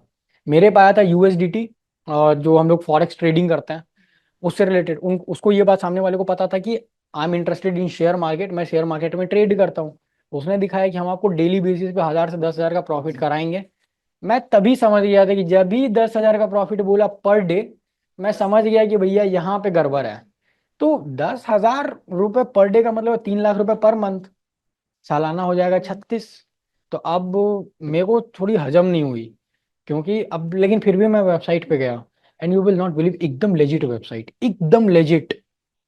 अब लेजिट का मतलब क्या होता है, अगर मैं आपको एक बात बताता हूँ कि अगर मेरे को आपके ब्रेन के साथ अगर खेलना होगा, मैं क्या करूंगा पता है? देखो आप, यहाँ पे मैं लिखता हूँ फ्लिपकार्ट, ठीक है।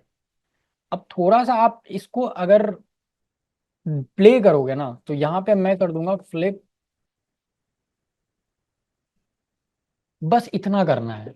आप यहाँ पे पता है, आपका आपका ब्रेन जो है ना, मतलब आपका ब्रेन UI को ज्यादा देखता है, URL को कम देखता है। आप सिर्फ UI, अगर मैंने सेम UI बना दिया फ्लिपकार्ट का, एकदम जेरोक्स क्लोन बना रखा है, URL में मैंने ओ लगा दिया है, अब आप URL पे उतना ज्यादा फोकस नहीं करोगे, अब आप प्रोडक्ट्स पे फोकस करना चालू कर दोगे।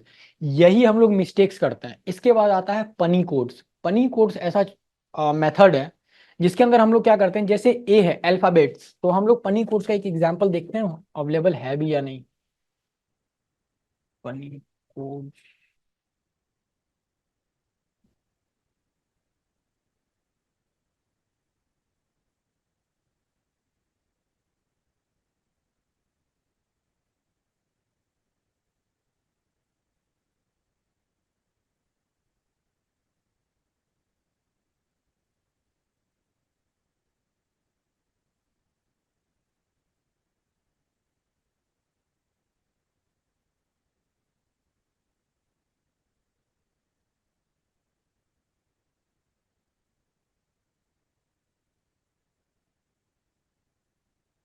आपको जो ये अल्फाबेट्स वगैरह दिख रहे हैं ना थोड़े बहुत, ये अलग हैं, ये सब अलग है, ये अलग है, ये अलग है। आप एक बार लुक सिमिलर पे इसका एम और इसका एम देखो, आपको डिफरेंस पता चलोगे, बहुत माइन्यूट डिफरेंस है, बहुत माइन्यूट डिफरेंस है। और अगर आपको यहां पे अगर डिफरेंस नहीं दिख रहा तो आप इसका के और इसके के में डिफरेंस देखो, दिख रहा है? दिस इज कॉल्ड पनी कोड्स। एच में तो बहुत कम डिफरेंस दिख रहा, आप बी का डिफरेंस देखो, तो दिस इज कॉल्ड पनी कोड्स। अगर मैंने आइसेक लर्न मतलब इंग्लिश क्या बोलते हैं उसको, अल्फाबेट्स, हाँ अल्फाबेट्स में अगर मैंने रजिस्टर करा है, अगर उसको मैं किसी अदर लिपि यानी कि अदर कैरेक्टर्स में अगर रजिस्टर कर दूं, सेम दिखेगा, as it is ditto clone दिखेगा, और वहां पे होगा फ्रॉड।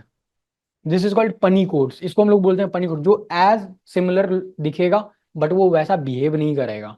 लेकिन पनी कोड्स में ऐसा ही होता है, जैसे कि आप एम का एग्जांपल देख रहे हो, इसका और उसका कितना डिफरेंस, और ये रशियन के साथ इसका मतलब कंपैरिजन दिखाया हुआ है। बहुत सारे कंट्रीज ऐसे होते हैं जिसका लेटर्स या फिर समथिंग दोनों कंट्री के साथ मैच होता है। अब मैं दिखाता हूं कि हम लोगों को नेटवर्क में आईपी एड्रेस कैसे मिलता है और हमारा पैकेट कैसे ट्रांसफॉर्मेशन होता है। ये चीज एक समझ में आ गई जो अभी हुआ। प्रैक्टिकल तो वैसे बहुत मुश्किल है, याद रहेगा, उसके लिए डेली प्रैक्टिस लगेगा तब होगा।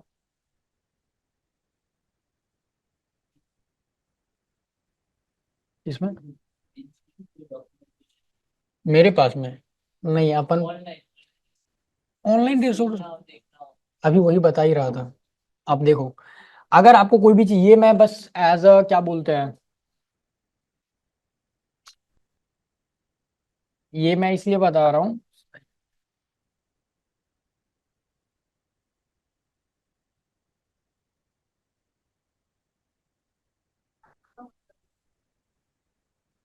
अभी मैंने लिखा इन टाइटल साइबर रिक्रूटर, ठीक है, आपको बस सर्च पे क्लिक करना है, तो साइबर रिक्रूटर से रिलेटेड जो भी चीजें होगी वो यहाँ पर खुल जाएगी। अब आपको ये चीजें समझ में नहीं आया है या फिर आया, मेरे को नहीं पता। यहाँ पर हो क्या रहा है, हम लोग गूगल डॉर्क कर रहे हैं। गूगल डॉर्किंग कहने का मतलब है कि हमें एक पर्टिकुलर कीवर्ड हम उसको डालेंगे, उसी कीवर्ड से रिलेटेड हमें क्या करना है, रिजल्ट चाहिए। अगर मैं यहाँ पर लिखता हूँ साइबर सिक्योरिटी पीपीटी, ठीक है, साइबर सिक्योरिटी प्रेजेंटेशन पीपीटी, तो सिर्फ पीपीटी नहीं, बहुत सारे वेबसाइट्स आ जाएंगे जो बोलेगा हम पीपीटी दे रहे, पीपीटी दे रहे, लेकिन मुझे प्रॉपर पीपीटी ही चाहिए, तो हम गूगल डॉर्किंग का यूज करेंगे। ये मैं और आगे बताऊंगा कि और आगे कैसे इसका काम करना होता है। इसके बाद एक और टूल आता है जहाँ पे आपको सारी चीजें मिलेगी, OSINT फ्रेमवर्क।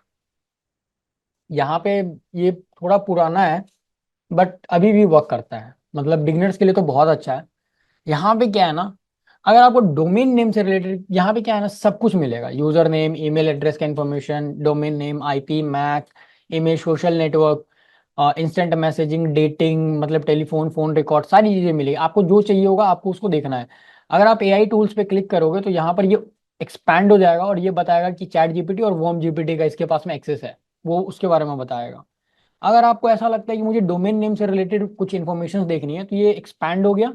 अब डोमेन नेम में आपको क्या करना है, हु इज का रिकॉर्ड देखना है, या फिर आप उसका सब डोमेन निकालना चाहते हो, या फिर डीएनएस निकालना चाहते हो, आप जो करना चाहते हो आप यहाँ पे कर सकते हो। मैं ज्यादा अंदर नहीं जाऊंगा, डीएनएस वगैरह सब थोड़ा डिफरेंट है, उसका मतलब होता है डोमेन नेम सर्वर।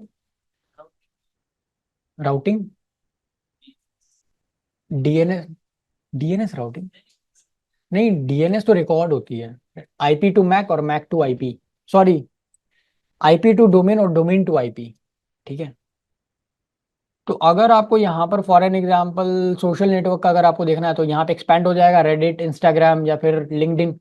रेडिट मेरे को वन ऑफ दी क्या बोलूँ बेस्ट लगता है समटाइम्स, या फिर मेरे को उतना कुछ खास बहुत नॉलेज है रेड, मुझे ऐसा लगता है रेडिट पे फोरम्स है। लेकिन बशर्ते प्रॉब्लम ये है कि आपको अच्छे फोरम्स चूज करने आना चाहिए रेडिट पे। रेडिट बहुत अच्छा है, मतलब बहुत सारे लोग इसके अगेंस्ट रहते हैं कि मतलब वहां पे वो सारी चीजें दिखाई देता है जो आपको नहीं देखना चाहिए, लेकिन मुझे ऐसा लगता है वन ऑफ द बेस्ट है।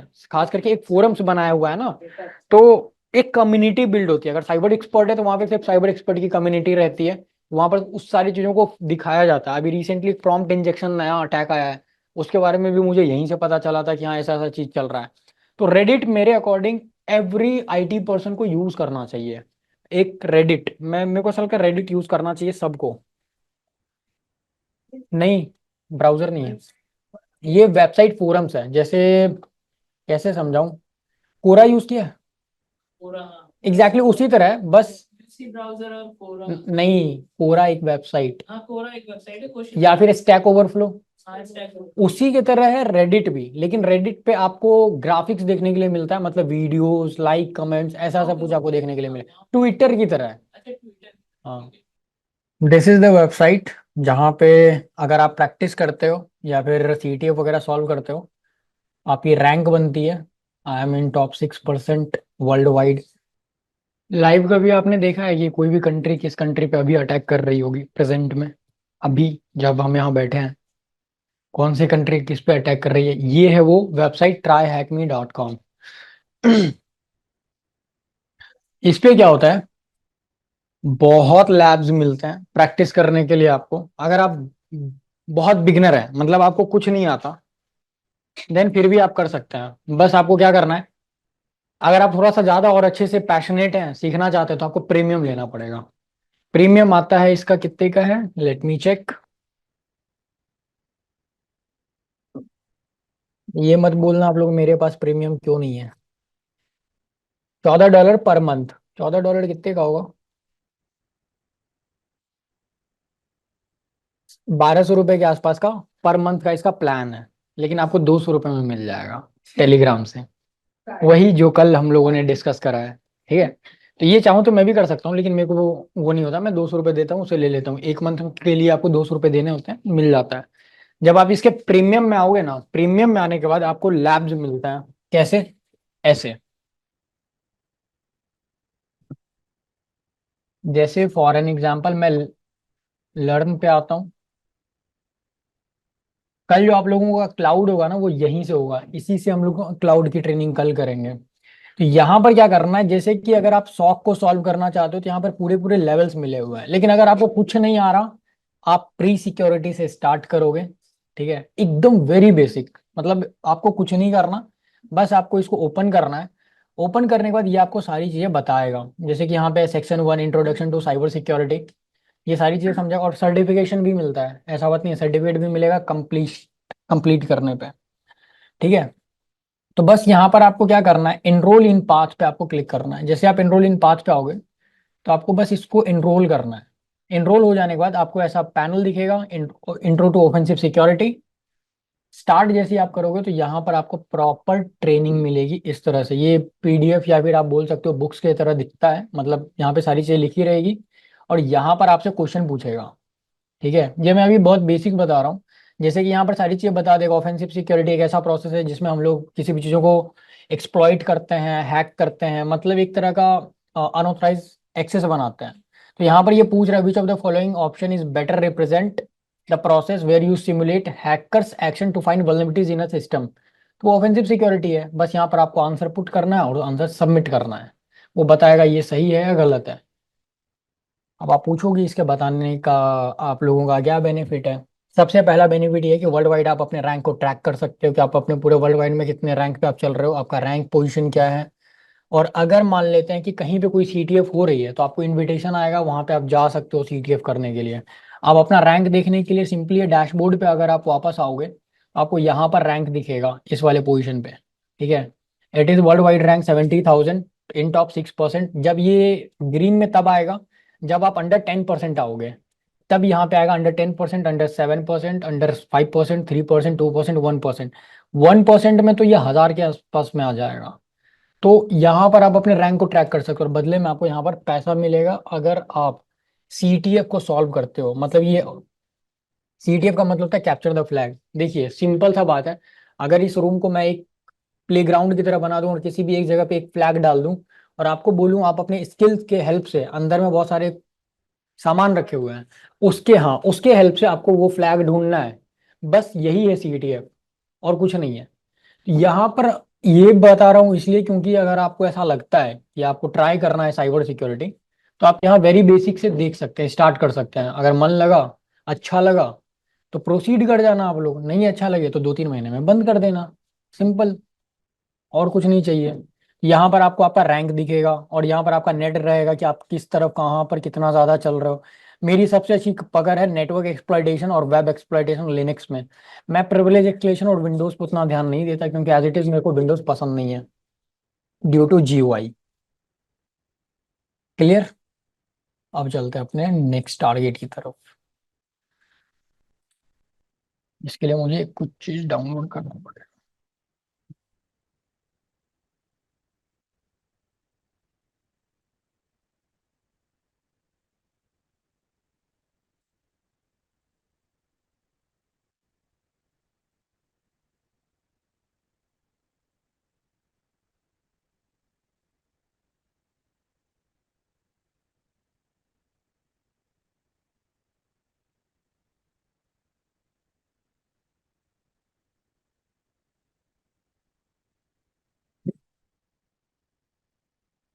अब ये चीज़ें नहीं आ रहा होगा समझ में, समझाता हूँ 2 मिनट बस, इसको एक बार रिलोड हो जाने दीजिए।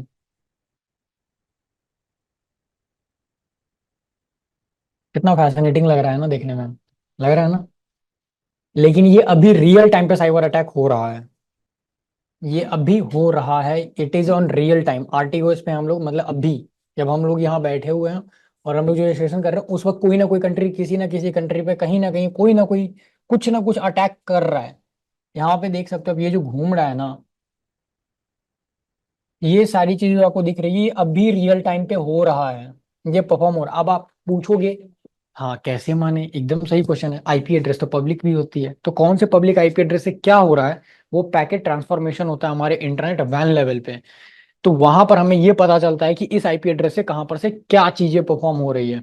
इसका और एक एग्जांपल दिखाऊंगा। एक शोडैन वेबसाइट है, वहां पे आप वेबकैम जब सर्च करोगे थोड़ा मेहनत लगेगा, लेकिन आपको पब्लिक IP एड्रेस पे अगर किसी का वेबकैम वल्नरेबल रहा तो आप उसका वेबकैम भी एक्सेस कर सकते हो, लेकिन वो पब्लिक पे होगा, प्राइवेट पे नहीं।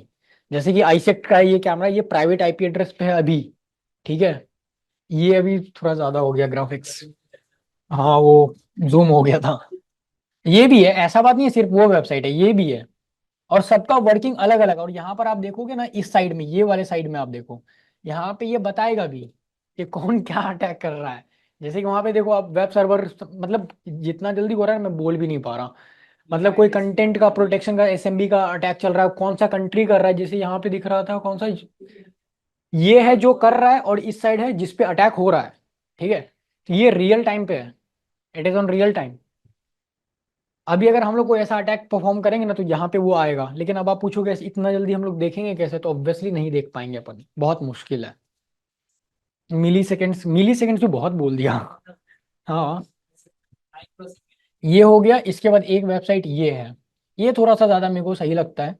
इस पे आप देख सकते हो कि और यहाँ पर ये बताएगा डॉस अटैक कहाँ हो रहा है, वेब अटैकर्स कहाँ पे, इंट्रूडर्स क्या कहाँ पे चल रहा है, स्कैनर्स कहाँ पे चल रहा है, एनोनिमाइजर कहाँ पे चल रहा है, ये सारी चीजें आपको ये बताएगा।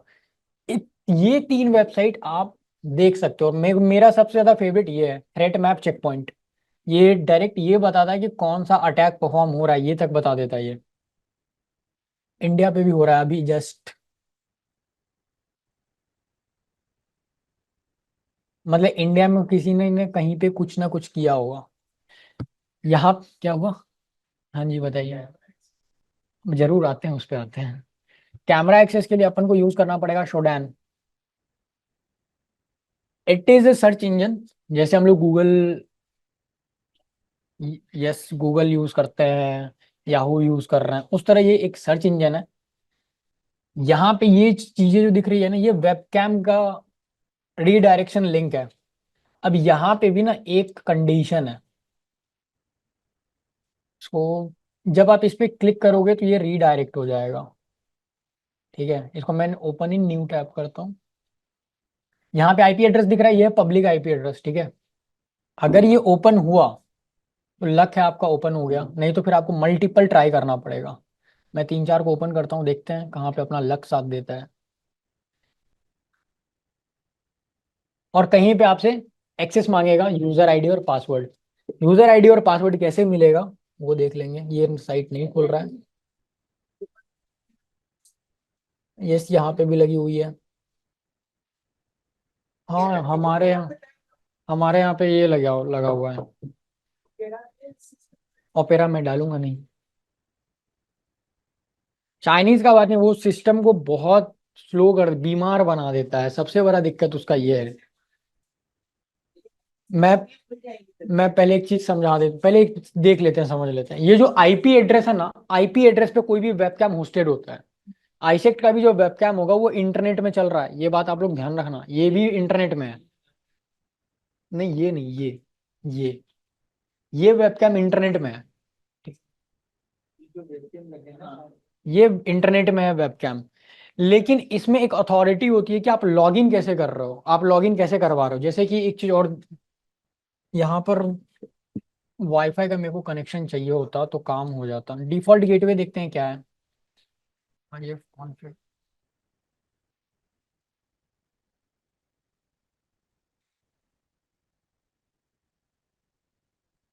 इस डिफॉल्ट गेटवे को ना मैं यहाँ पे ओपन करने की कोशिश करता हूँ, ओपन नहीं होगा अभी।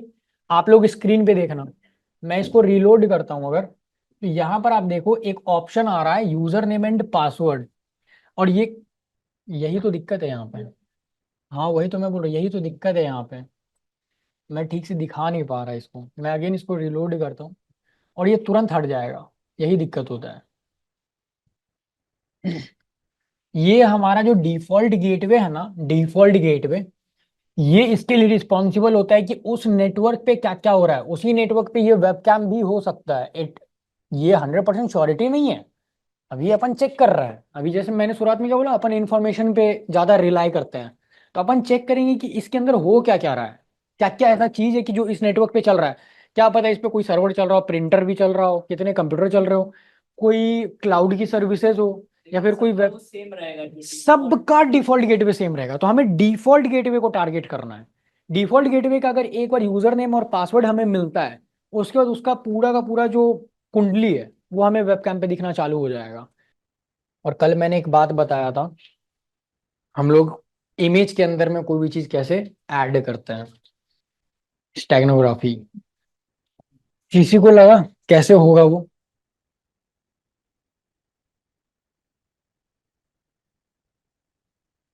ड्यू टू लैन मैं दिखा नहीं पा रहा कैमरा, अदरवाइज मैं तो कैमरा दिखा देता।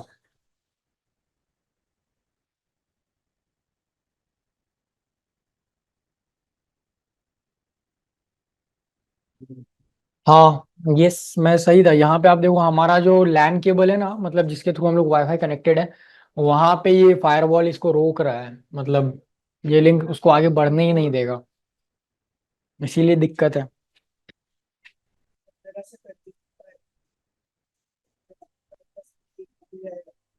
उतना लंबा जाएंगे, वो तो बात समझ रहा हूँ कि ओपेरा पे मतलब, देखते हैं स्टेगनोग्राफी के बाद इसका करते हैं कुछ। हाँ ओपेरा में तो इनबिल्ट वीपीएन है। ये वेबसाइट देखना है या फिर हटा दूं? नोट कर लिया है ना? ठीक है। अब नेक्स्ट हम लोग थोड़ा सा स्टेगनोग्राफी को देखते हैं, उसके बाद हम लोग देखते हैं ओपेरा का क्या करना है।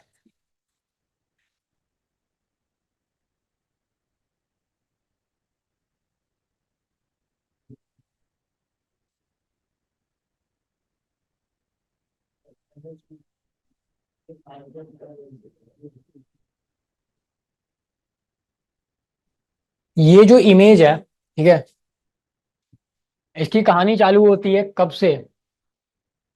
आई थिंक जहां तक मेरे को पता है टेररिज्म से इसका लिंक था, वहां से ये निकला था। मतलब लोगों को समझ में भी नहीं आ रहा था कि हाँ ऐसा चीज होता है या फिर ऐसा हो भी रहा है।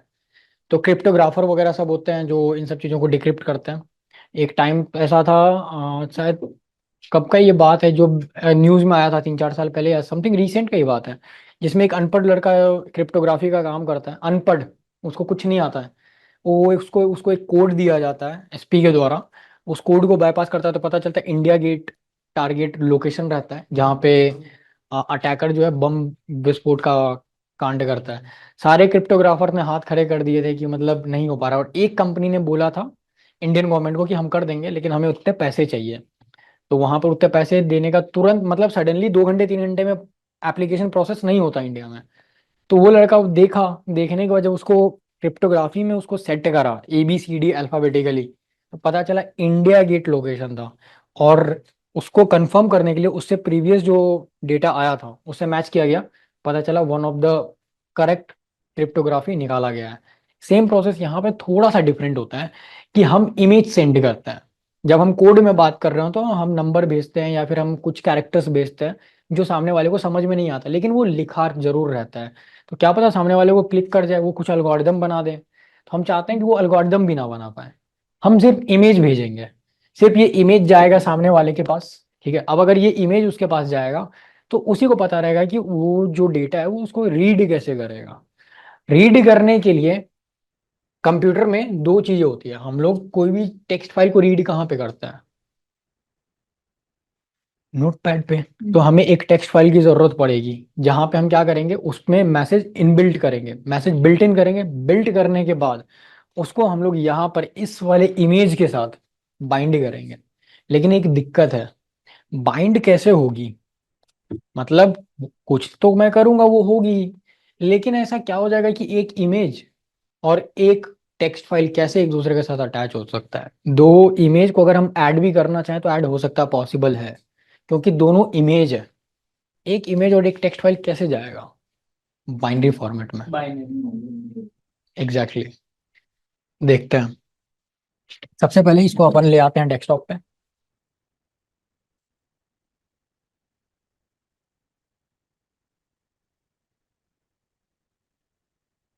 ये रहा अपना इमेज यहाँ पे, और यहाँ पर मैं एक टेक्स्ट फाइल बनाता हूँ।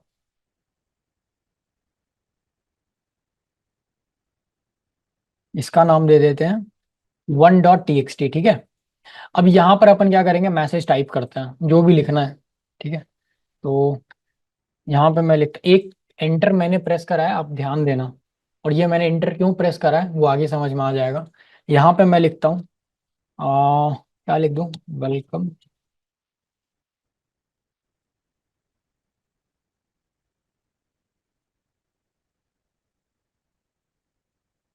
ठीक है, यही मैसेज रहता है मैक्सिमम लोगों का।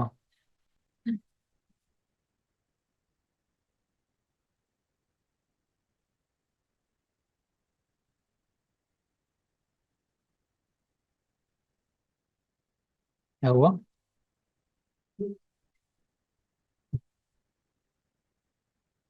इतनी हंसी। इसको सेव कर देते हैं। ठीक है, ये मेरा मैसेज है। अब अगर डायरेक्टली ये टेक्स्ट टेक्स्ट फाइल भेजेंगे, अब मान लो अगर इंडियन सर्वेलेंस में अगर हम लोग आ गए तो फिर दिक्कत है। तो हम लोग इसको क्या करेंगे, डायरेक्टली ऐसे नहीं भेजेंगे। अब क्या करेंगे, अब यहाँ पे हम लोग काम करेंगे डेस्कटॉप पे, जहां ये दोनों फाइल एक ही जगह होनी चाहिए। ये बात आप लोग एकदम ध्यान रखना। अगर आप डाउनलोड्स में हो तो दोनों फाइल डाउनलोड्स में होनी चाहिए, डेस्कटॉप पे हो तो दोनों फाइल डेस्कटॉप पे होनी चाहिए। जहां पे आपका फाइल है वहां पे आपको कमांड प्रॉम्प्ट ओपन करना है। ठीक है, जैसे कि मेरा ये डेस्कटॉप पे है तो मैं यहाँ पे जाऊंगा डेस्कटॉप, ये रहा डेस्कटॉप। यहाँ पे आने के बाद ऊपर का जो यूआरएल आपको दिख रहा है ना, ये इस पे आपको क्लिक करना और यहाँ पर आपको नॉर्मली टाइप कर देना है सीएमडी और एंटर प्रेस करना है, दैट्स इट। आप यहाँ पे पाथ देखो, आप ऑलरेडी डेस्कटॉप पे आ चुके हो। ठीक है, अब यहाँ पर आपको बहुत सिंपल सा कमांड रन करना है।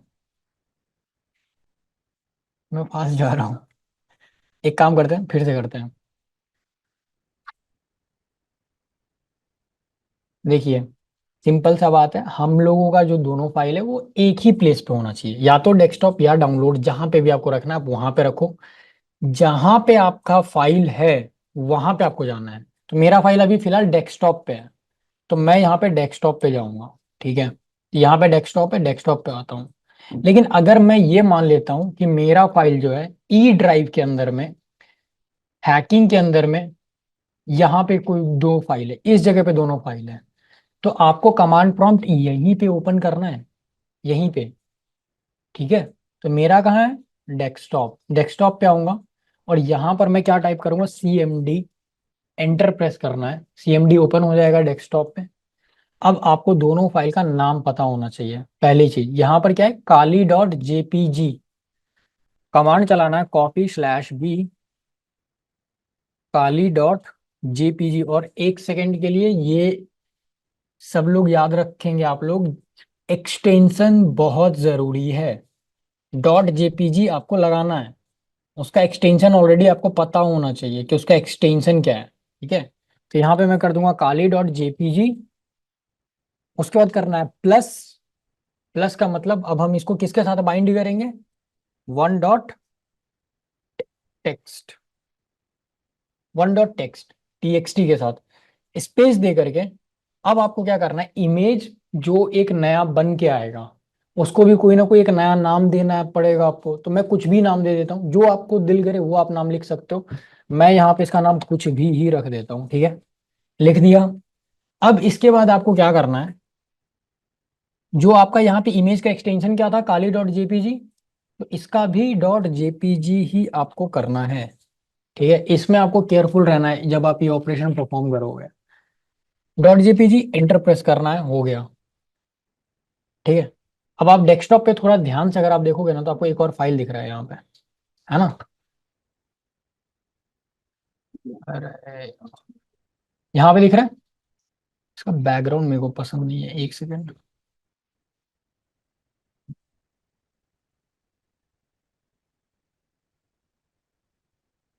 ये वाला इमेज को मैं ओपन करता हूँ, ठीक है।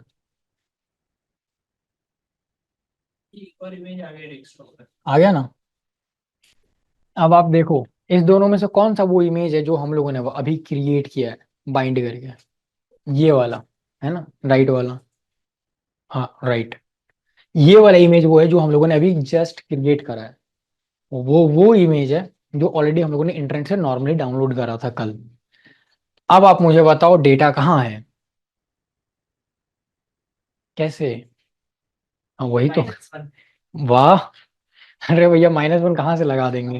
एक्सटेंशन बदल दो, ट्रांसफर किया है उसने। एक्सटेंशन बदल दो। एक्सटेंशन बदलूंगा तो इसकी तो प्रॉपर्टी हट जाएगी। ओपन विद टेक्स्ट करेंगे। Open with text, correct.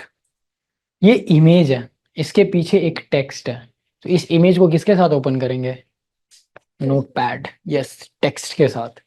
तो बस, लेकिन इस दोनों इमेज में आपको 0.001% का भी अंतर नहीं दिखेगा। आप अभी देख, बस आप ये इमेजिन कर दो कि वो काली और ये कुछ भी डॉट जेपीजी है, उसको भूल जाओ आप बस ये देख के बताओ कि इसके अंदर डेटा आपको दिखे, नहीं दिखेगा। अब आप इसको जिसको शेयर करना है आप उसको शेयर कर दो। तो यहां पर अब क्या करेंगे, इसी वाले इमेज को हम लोग ओपन करेंगे, right click, open with notepad. यहां पर नोटपैड का ऑप्शन है, जस्ट वंस। ये जो जितना सारा आपको दिख रहा है, अब आपको इसको पढ़ना पड़ेगा। ये पढ़ने आना चाहिए, मजाक कर रहा हूँ, नीचे आना है आपको सबसे लास्ट में, एकदम नीचे आना है, एकदम नीचे सबसे लास्ट। और एंट्री, यहाँ पर हमारा मैसेज डिलीवर हो गया है। अब उस वक्त जो मैंने एंटर एक बार दबाया था, उसका रीजन ये था कि अगर मैं एंटर नहीं दबाता तो वो यहीं से लिखना चालू कर देता। ठीक है, जब बाइंड होता तो वो यहीं से लिख रहा होता, यू के बगल से, स्पेस भी नहीं आता। तो एक एंटर प्रेस करने के बाद वो डेटा हमारा नीचे आ गया है। तो यहाँ पर से आप डेटा को रिट्रीव कर सकते हो और आप डेटा बाइंड करके किसी को भी भेज सकते हो। अब आप पूछोगे ये सब का यूज क्या है, देखिए ये सब का यूज ना हर जगह नहीं हो सकता। इसका यूज आपको ये ध्यान में रखना है कि जब भी कभी कोई विश करता है ना आपको एक लिंक के थ्रू या फिर कोई मैसेज के थ्रू या कोई ऐसा पिक्चर्स है जिसपे आपको डाउट होता है, उसको ओपन नहीं करना चाहिए, वो सर्कुलेट हो रहा है। एक टाइम याद है 2016 या 15 का बात है, उस वक्त ये बहुत ट्रेंड पे था। उस वक्त जब मेरे को पता चला था 10 लोगों को भेजिए ये फोटो, आपके साथ ये होगा। और अगर आप, की कृपा आप पे हाँ वो एग्जैक्टली द सेम प्रोसेस, वो सारी चीजें सर्कुलेट हो रही थी उस वक्त फेसबुक पे। और फेसबुक से मतलब मेरे को ऐसा, फेसबुक से घटिया एप्लीकेशन मतलब सोशल मीडिया मेरे को नहीं लगता कोई होगा, क्योंकि वो उस चीजों को सर्कुलेट कर रहा है जो लीगल है ही नहीं। अब वहां पे स्टेगनोग्राफी वाला इमेज बाद में मेरे को समझ में, ये जो कमेंट वगैरह सब हो रहा है ना वो सिर्फ रीच बढ़ाने के लिए है, कि जहां पहुंचना है वो तो पहुंच गया है। बाकी एक होता है ना कि अगर हम फंसेंगे तो हम सबको लेके डूबेंगे, वही बात है, वही चीज है। आप आपने इमेज अगर शेयर करा है ना, देखिए इंडियन गवर्नमेंट हमारे यहाँ पे क्या है ना, अभी रिसेंटली जो दिल्ली में हुआ था कांड, पानी वाला जो हुआ था, वो अंडर बेसमेंट में जो क्लासेस चल, एक थार वाले को पकड़ लिया है। अब वो थार वाला बेचारा पानी से जा रहा था बगल से, उसको उठा लेता है, क्यों, क्योंकि अब तुम इधर से गए हो तो अब तुमको पकड़ा जाएगा। हमारे यहाँ पे भी वही है साइबर सिक्योरिटी में, आपको जो इमेज भेजा गया और अगर गलती से आपका इन्वॉल्वमेंट उसमें निकल गया तो पुलिस कुछ नहीं सुनेगी, यहाँ पे कुछ नहीं सुना जाता। इसीलिए इन सब चीज़ों से आपको दूर रहना चाहिए। And it is not mandatory कि आप इसी को बाइंड करो, आप जिप फाइल बाइंड कर सकते हो, बट ध्यान ये रखना है जितना बड़ा फाइल होगा आपका इमेज का जो फाइल का साइज होगा उतना बड़ा होगा। टेक्स्ट नहीं आ रहा, कुछ तो गड़बड़ है। होता है, फर्स्ट टाइम तो होता है, मेरे से भी नहीं होता था। ये इमेज, एक सेकेंड, इमेज साइज की बात क्या कर रहा हूँ, एक बार मैं इस काली की इमेज का साइज देखते हैं कि इसका साइज कितना है। तो प्रॉपर्टीज पे चलते हैं और इसका साइज कितना है, 49.5 है ना, यहाँ पे दिख रहा है 49.5 KB। और ये जो हम लोगों ने अभी जनरेट करा है इसका साइज देखते हैं कितना है, इसका है 49.6 KB। ठीक है, उसका है 0.5 KB, इसका है 0.6 KB। लेकिन अगर आप 1 GB का फाइल अगर इसमें बाइंड करोगे ना तो ये इमेज का साइज 1 GB हो जाएगा। और जब अगर 1 GB होगा और मान लो वो थोड़ा टेकी है तो उसको शक हो जाएगा। तो 1 GB का कौन सा इमेज होता है? इमेज डाउनलोड करते हैं तो उसमें होता है ना ये, कौन सा? जैसे डॉकर वॉकर या अपन रेड हैट की कोई इमेज अपन डिप्लॉयमेंट करते वो, हैं। अरे भाई साहब, वो इमेज अलग है, ये इमेज अलग है, ये इमेज फोटो है, इसकी बात हो रही है। तो वो अगर आप उसको इसमें बाइंड कर रहे हो तो आपको ये भी ध्यान रखना है आपका साइज बहुत कम हो, एकदम मिनिमल हो, एकदम कम। मतलब अगर आप 50% टू 70% डाउन करोगे तो जितनी भद्दी इमेज होगी, साइज अगर उसके कंपेरेटिवली उतना ज्यादा होगा तो शक तो उतना ही होगा। मतलब आप 1 GB का इमेज रखो या 10 MB का इमेज रखो, अब इमेज दिख ही नहीं रहा तो उसका 10 MB तो शक होना तो जायज है। क्यों? में हो हाँ पता है, वो तो पब्लिक बोलना है। चाहिए था। नहीं, वो पब्लिक है। होता क्या है ना, देखिए, प्रॉब्लम ये है कि वो कौन से आईपी आप पे आप रीडायरेक्ट हो गए हो वो नहीं पता। एक अटैक होता है ट्रोजन में, एनीडेस्क यूज किया गया है ना सबके द्वारा। एनीडेस्क, एनीडेस्क पे एक चीज होता है, कंसर्न लिया जाता है, हम आपके सिस्टम का एक्सेस ले या ना ले, है ना, Yes, allow- अलाउ करना पड़ता है। ट्रोजन में एक ऐसा कंसेप्ट है जिसमें हमें बिना कंसेंट के उसके सिस्टम का रिमोट एक्सेस मिलता है। इवन आप देख नहीं सकते, even you can control it from anywhere. कोई जरूरी नहीं है सेम नेटवर्क में हो, कहीं भी हो सकता है, लंदन में हो, यहाँ बैठा हो। बस कंडीशन ये है उसके सिस्टम में आपको वो पेलोड भेजना है, बस किसी भी तरह आपको क्लिक करवाना है। वो कैसे क्लिक करवाना होता है वो अब आप पे डिपेंड करता है। यहाँ पर हमारे पास में बहुत सारा सॉफ्टवेयर है जो इस चीज़ों के लिए रिस्पॉन्सिबल है। कल क्लाउड के साथ मैं इसको आपको इंटीग्रेट करके दिखाऊंगा कि कैसे ये वर्क कर रहा है। रेस्ट जो हमारा आज का काम है वो मैं आपको दिखाता हूँ।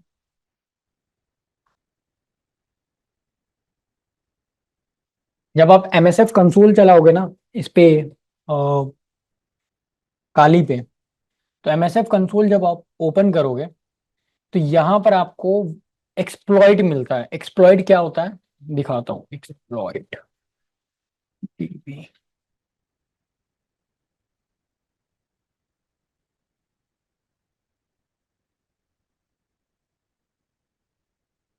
यहाँ पे ना ये देखो, विंडोज के एक्सप्लॉइट यहाँ पर आप इसको क्या बोलते हैं, रीड कर सकते हो। जैसे कि यहाँ पे एक एक्सप्लॉइट है, रिमोट कोड एग्जीक्यूशन, PHP के लैंग्वेज में है।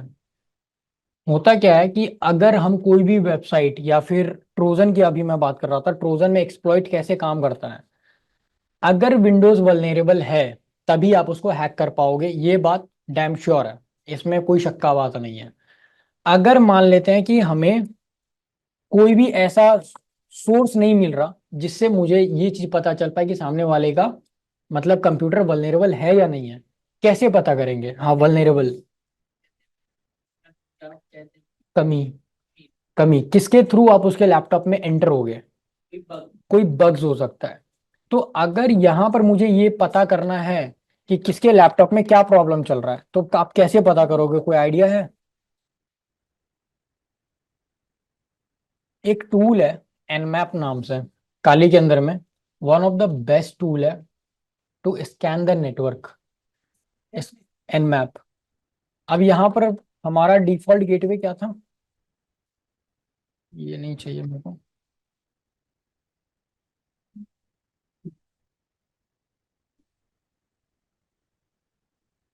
ये था हमारा डिफॉल्ट गेटवे।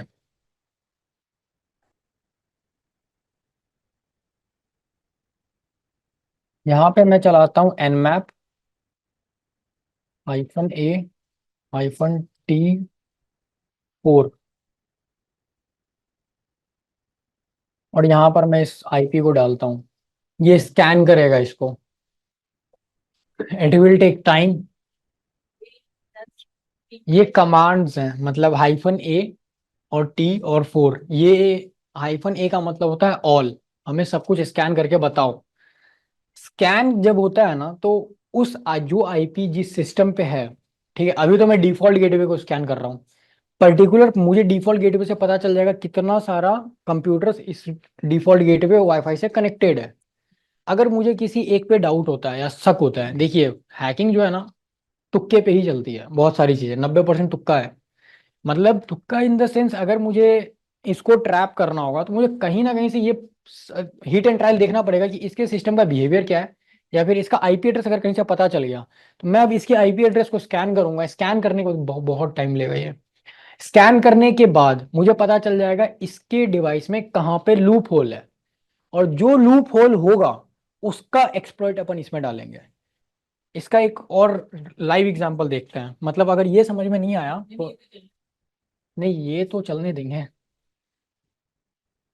यहाँ पे एक टूल आता है वेपलाइजर करके, ठीक है, मैं इसको वेबसाइट पे दिखाऊंगा ना तो समझ में आ जाएगा।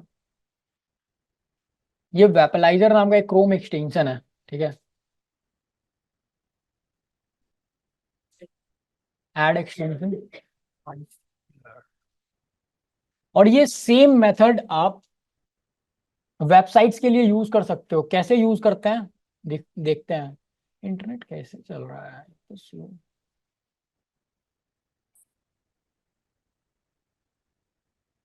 यस, वेपलाइजर आ गया है। पिन, मुझे ये जानना है कि इस वेबसाइट में कमी कहाँ कहाँ हो सकती है। अब ये भी तो वेबसाइट मेरे लिए एकदम नॉर्मल है, जैसे आप लोग चला रहे हो वैसे मैं चला रहा हूँ, लेकिन मुझे ये जानना है क्या क्या टेक्नोलॉजी इन्होंने डाल रखा है। तो टेक्नोलॉजी, अगर आपको ये पता करना है क्या क्या टेक्नोलॉजी डाल रखा है, आपको सिंपली इसको रिफ्रेश करना है। यहाँ पर आप देखो ऊपर में, जैसे ही इस वेब पेज को अभी मैंने रिफ्रेश करा, ऊपर में जो ये वाला बॉक्स में 3742 समथिंग जो भी आ रहा है वो दिख रहा है मुझे। अब जैसे ही आप इस पे क्लिक करोगे ना, सबसे पहला चीज ये पता चल रहा है वेबसाइट वर्डप्रेस पे है, तो इसका मतलब है इस पे वल्नरेबिलिटी के चांसेस बहुत ज्यादा हैं। उसके बाद माई एसक्यूएल इसका डेटाबेस यूज किया जा रहा है, वो कॉमर्स का मतलब प्लगइन्स, ये सारे प्लगइन्स हैं।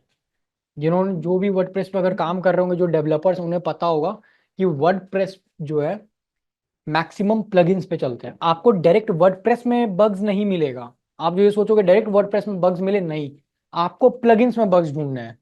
सबसे पहले आप यहाँ पे देखोगे ना, तो जो एक्सप्लॉइट मैं समझा रहा था आपको कंप्यूटर के लिए, वही सेम यहाँ पे कर रहा हूँ, बस आपको कंप्यूटर से थोड़ा हटना है। वर्डप्रेस का वर्जन क्या है, 6.6.1, ठीक है, ये ध्यान रखना है आपको। अब क्या करना है, आप यहाँ पे सर्च करोगे वर्डप्रेस 6.6.1, वल्नरेबिलिटीज ऑटोमेटिक आ रहा है मेरे बिना सर्च करे। वहां पे कंप्यूटर पे देखो आप, वल्नरेबिलिटी जैसे ही आप सर्च करोगे तो यहाँ पर आ जाएगा, यहाँ भैया ऐसा ऐसा चीज चल रहा है। अब आपको क्या करना है, डिटेल में आराम से बैठ करके 1 दिन 2 दिन 3 दिन बैठ करके आर्टिकल्स को पढ़ना है। आर्टिकल्स को पढ़ोगे, पढ़ने के बाद आपको समझ में आ जाएगा कि इस वेबसाइट में कहाँ कहाँ पे क्या क्या कमी है। ये तो अभी एक हुआ, अभी यहाँ पर कितने हैं। माई एसक्यूएल है, उसका वर्जन नहीं बता रहा है, चलो कोई दिक्कत नहीं है। एलिमेंटर नाम का कोई एक पेज बिल्डर है, पता नहीं इसका यूज क्या, आई डोंट नो, मेरे को ज्यादा वर्डप्रेस में इंटरेस्ट नहीं है। तो यहाँ पर इसका वर्जन क्या है, 3.2 3.2। फिर से इसको कॉपी करके आपको क्या करना है, इसका वल्नरेबिलिटीज फाइंड करना है। किसी एक में भी अगर अच्छे खासे वल्नरेबिलिटीज मिल गए ना, तो 1 महीने का जो मेहनत होगा ना, काम करेगा। फिर वो यहाँ पर हमें ये दिख रहा है कि अपना जो आईसेक्ट है, वो गूगल एनालिटिक्स यूज करते हैं। जो बिजनेस जो एनालिटिक्स वगैरह सबका देखते होंगे, कौन से फील्ड से हमारा क्या आ रहा है नहीं आ रहा है, और क्या बोलते हैं उसको, जो ट्रैक करते हैं अपन। लीड जनरेशन जो होती है, कि ट्रैक होता है ना, ट्रैक होता है कि कौन से एरिया से ज्यादा हमारे पास लीड है, एज कैटेगरी एरिया, तो वो गूगल एनालिटिक्स पे देखा जाता है। उसका बग्स आप यहाँ पे देख सकते हो। उसके बाद इसके अंदर प्रीटी फोटो, पता नहीं जावास्क्रिप्ट के लाइब्रेरीज यूज किए हुए हैं, तो उसके वर्जन का आप क्या कर सकते हो, एक्सप्लॉइट निकाल करके आप यहाँ पर पुट करके देख सकते हो कि वो वल्नरेबल है या नहीं है। तो सिंपल सी बात है, पीएचपी भी है यहाँ पे, पीएचपी का लेकिन वर्जन शो नहीं कर रहा है, तो थोड़ा लीड स्क्वाड मैंने खुद देखा है मार्केटिंग टीम को यूज करते हुए, तो लीड स्क्वाड तो मैंने भी देखा है, लेकिन इसका वर्जन नहीं दिख रहा। फॉर्म के लिए WP फॉर्म और कॉन्टैक्ट फॉर्म का यूज किया जा रहा है, रिडक्स का यूज किया जा रहा है, बूट स्ट्रैप। यहाँ पे वेबसाइट या फिर कंप्यूटर, और नीचे पीछे और नहीं, ऊपर जाइए वहाँ पे। अगर आपको थोड़ा और ज़्यादा इन्फॉर्मेशन चाहिए तो एक्सपोर्ट करना पड़ेगा, एक्सपोर्ट में और डिटेल्स में आएगा सारा का सारा चीज़। तो ऐसा तरीके वही है, हमारे पास भी वही रिसोर्स है, आपके पास भी वही है, अंतर बस इतना है how you use that, simple, और कुछ नहीं। वेबसाइट देख के कुछ समझ में नहीं आया था, लेकिन अब सब समझ में आ रहा है कि यहाँ पे चल क्या रहा है बैकएंड में। हमें नहीं पता था कि वेबसाइट PHP पे है क्या है, लेकिन अब समझ में आ रहा है। वर्जन है हमारे पास, कौन सा वर्जन है, उस वर्जन का बस एक्सप्लॉइट ढूंढना है और उस पर अटैक परफॉर्म करना है। अब आप बोलोगे कभी कोई ऐसा वर्जन हो जिसका एक्सप्लॉइट ही नहीं मिले, तब फिर आपको ज़्यादा मेहनत करनी पड़ेगी और उस वक्त ज़्यादा पैसा है, क्योंकि हर बग्स का अपना एक CVE रिपोर्ट नंबर होता है। मान लेते हैं कल के डेट में आपने कोई एक नया बग्स देखा, ठीक है, जो एक्सप्लॉइट है ही नहीं जिसका, तो अब अगर आप उसको एक्सप्लॉइट कर रहे हो तो उस वर्जन का आपके नाम पे एक CVE नया नंबर रजिस्टर्ड किया जाएगा। जैसे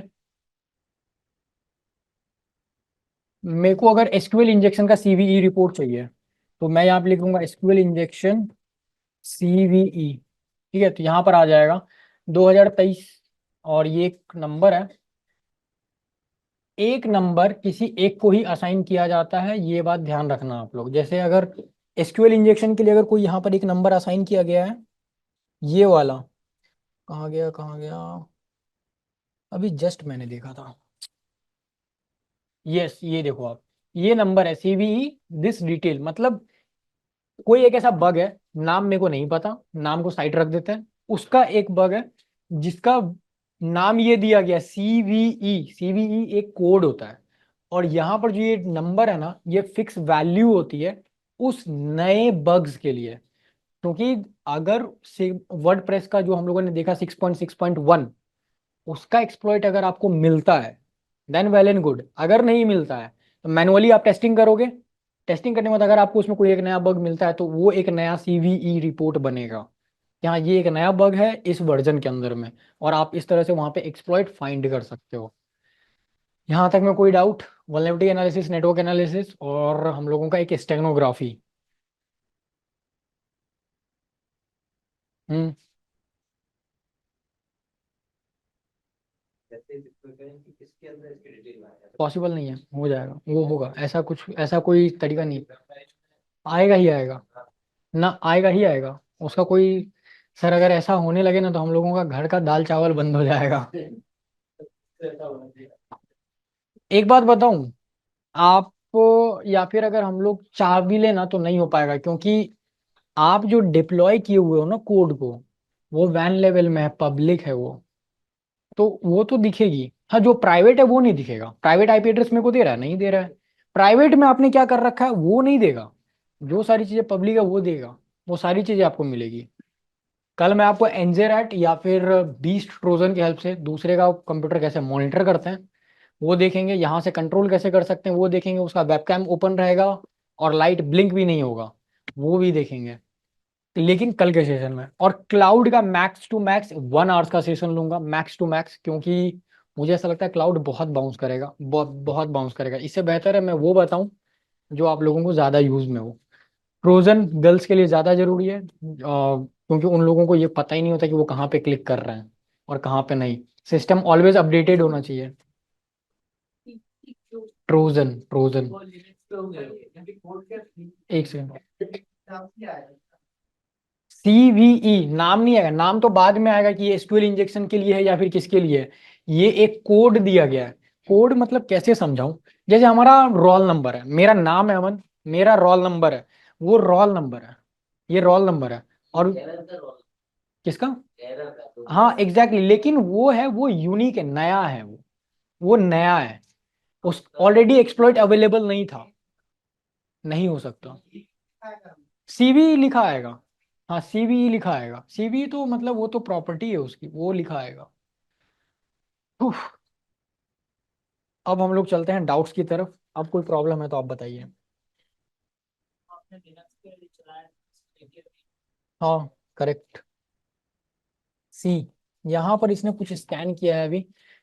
इस वाले पे एसएसएच पोर्ट ओपन है। अब ये मत आप पूछना कि सारे कंप्यूटर्स का डिटेल कहाँ पे है, तो कंप्यूटर का डिटेल्स हम लोगों ने अभी नहीं मांगा है। अभी हमने ये बोला है कि इस पे कौन कौन सी सर्विसेज चल रही है हमें वो बताओ।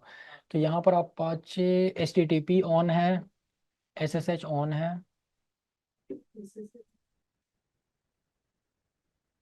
एसएसएल एसएसएल भी ऑन है इसका। तो फिर ये एचटीटीपी पे चल रहा है, अपाचे का सर्वर यहाँ पे यूज किया जा रहा है। नहीं, एसएसएच अगर ऑन है, नहीं अगर एसएसएच ऑन है ना कहीं तो गड़बड़ होना चाहिए, और थोड़ा देखना पड़ेगा। ये क्या आ रहा है किसी भी एक कंप्यूटर का आईपी बताना सर।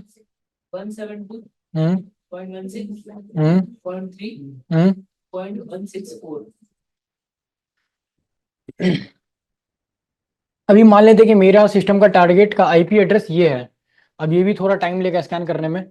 ये हमें बताएगा डिटेल में ऑपरेटिंग सिस्टम का डिटेल्स कि उस आईपी जो आईपी को हम स्कैन कर रहे हैं वो कौन सा ऑपरेटिंग सिस्टम यूज कर रहा है, उसका वर्जन क्या होगा, ये सारी डिटेल्स वो यहाँ पे बताएगा। ये जो ऊपर वाली क्या बताइए। यहाँ पे इसने बताया था कि जिस डिफॉल्ट पोर्ट को हमने स्कैन किया था, मतलब जो डिफॉल्ट पोर्ट था, मतलब डिफॉल्ट आईपी एड्रेस, उस पे कौन कौन सी सर्विसेज अभी ओपन है। लेकिन उसमें भी मैंने कंप्लीट स्कैन नहीं किया है अभी उसको।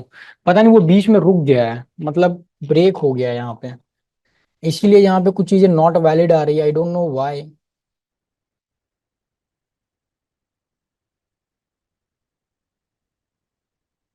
एनमैप जो है ना, एनमैप हो गया और मेटा एक्सप्लॉइट एक ऐसा फ्रेमवर्क है जहाँ पे मतलब अगर आप कोई सिर्फ और सिर्फ मेटा एक्सप्लॉइट भी पढ़ लेता है 1.5 से 2 साल, तो अच्छा खासा करियर बन जाएगा।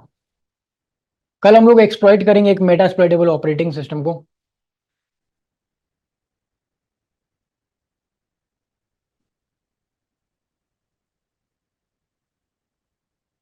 इसे जो देना चाहिए वो नहीं दिया, लेकिन हाँ यस करेक्ट।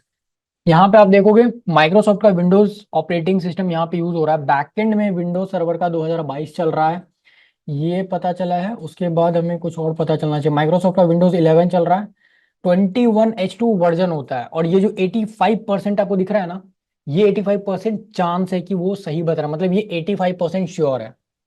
इसीलिए मैं बोलता हूँ साइबर सिक्योरिटी में हर चीज 100% नहीं चलती। ये 85% श्योर है कि विंडोज 11 का ऑपरेटिंग सिस्टम है, 89% श्योर है ये जो विंडोज ऑपरेटिंग सिस्टम है इसका जो बैकएंड सर्वर है जहां से ये चल रहा होगा वो विंडोज सर्वर 2022 पे है। इतना हो जाने के बाद इसने यहाँ पे ये बताया कि ये कुछ ऐसी सर्विसेज है जो उस ऑपरेटिंग सिस्टम पे ओपन है, तो आप इसको एक बार देख सकते हो। उसका मैक एड्रेस बता रहा है कि ये मैक एड्रेस है, और एचपी कंपनी का मैक एड्रेस इसमें लगा हुआ है, ठीक है। और अगर आपको थोड़ा सा और ज्यादा एक्यूरेसी चाहिए ना तो आप जा सकते हो जैन मैप में। जैन मैप वैसे होगा नहीं इसमें, जैन मैप इंस्टॉल करना पड़ेगा। जैन मैप में एक्यूरेसी ज्यादा अच्छे से पता चलती है।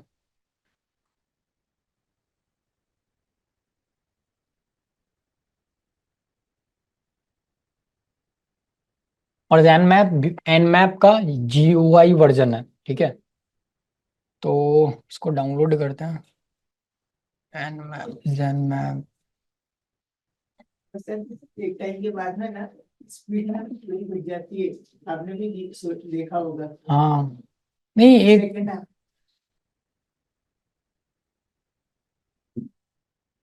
ये रहा जैन मैप का, एन मैप का यूआई वर्जन। इधर इधर देखो यार, यहाँ देखो आप, ये जो अभी हम लोगों ने 85% की एक्यूरेसी की बात की थी, यहाँ पर वो ऑलमोस्ट एक्यूरेसी 100% हो जाएगी, ऑलमोस्ट। बस टारगेट ये जेन मैप ये यूआई वर्जन है उसका। बस क्या करना है, तुम आईपी क्या बताया था, एक मिनट देख लेता हूँ यहीं पे, ये रहा, ये आईपी है, इसको बस आपको कॉपी करना है। कॉपी करने के बाद बस यहाँ पर पेस्ट करना है, दैट्स इट। इंटेंस स्कैन में आप सिलेक्ट कर सकते हो कि आपको क्या स्कैन करना है। अगर आपको पोर्ट स्कैन करना है, पिंग करना है, क्या करना है, तो मैं अपन अपन रखेंगे इंटेंस स्कैन पे, ठीक है। इंटेंस स्कैन मतलब पूरा ही, मतलब सब कुछ देखेंगे। तो बस यहाँ पर आपको स्कैन का ऑप्शन है, स्कैन पे चालू कर दो, इट विल टेक टाइम, और बस सारी चीज स्टार्ट हो जाएगा। तो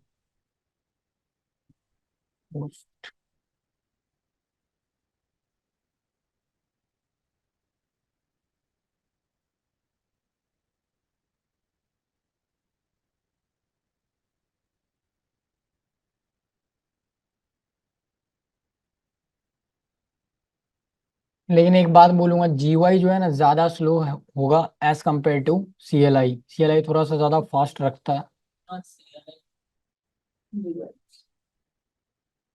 डिफरेंस कहाँ है GUIS ओएस डिटेक्शन करने में इसको थोड़ा सा प्रॉब्लम आ रहा है। ये try one try two again again कर रहा है, बट लेट्स सी, देखते हैं ओएस डिटेक्ट कर पाता है या नहीं। पोर्ट स्कैन कर दिया है इसने कि इतने पोर्ट्स ओपन हैं, ये सारी चीज पिंग करके देख लिया है, डीएनएस लगा के देख लिया है। ओएस अभी तक डिटेक्ट नहीं कर पाया है। यस, यहाँ पे ओएस पे आने के बाद इस पे जब आप क्लिक करोगे तो यहाँ पर आप देखो, अब देखो अब आपकी श्योरिटी यहाँ पर ये दे रहा है विंडोज 10 की क्या बोलते हैं वो, श्योरिटी 95% है। विंडोज 10 विंडोज 11 की इसने कहीं बात ही नहीं करी।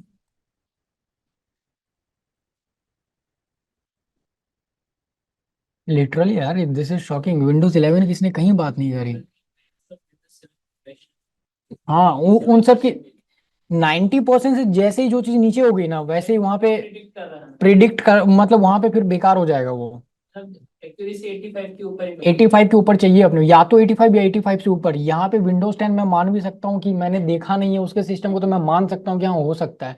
बट अपन ये चीज बहुत क्लोज करके देखेंगे सीएलआई के साथ में। अगर यहाँ पर अगर ये विंडोज 10 बता रहा है और सीएलआई अगर आपको बता रहा है, मतलब विंडोज 11, तो मैं सीएलआई के साथ जाता हूँ, जो मैं अपना पर्सनल ओपिनियन बता रहा हूँ।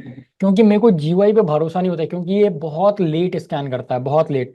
इसने 2 ट्राई करा था यहाँ पे, जिसमें 2 ट्राई में फेल हो गया। तो मे बी एज पॉसिबल ये जबरदस्ती कुछ इंफॉर्मेशन के बेसिस पे ये आपको बता दे। करेक्ट। और सीएलआई में होता है क्या, ये जो स्कैन अगर इससे नहीं हो पा रहा वो उसको छोड़ देगा, लेकिन बहुत क्लोज आंसर करेगा सीएलआई। तो जीयूआई पे मेरे को भरोसा नहीं होता। लेकिन हाँ, पोर्ट्स वगैरह सब ये सही बताएगा, इसलिए मैं जीयूआई को यूज नहीं करता ज्यादा, देखने में ही बेकार लगता है। ठीक है, तो आज की सेशन को यहीं पे रखें।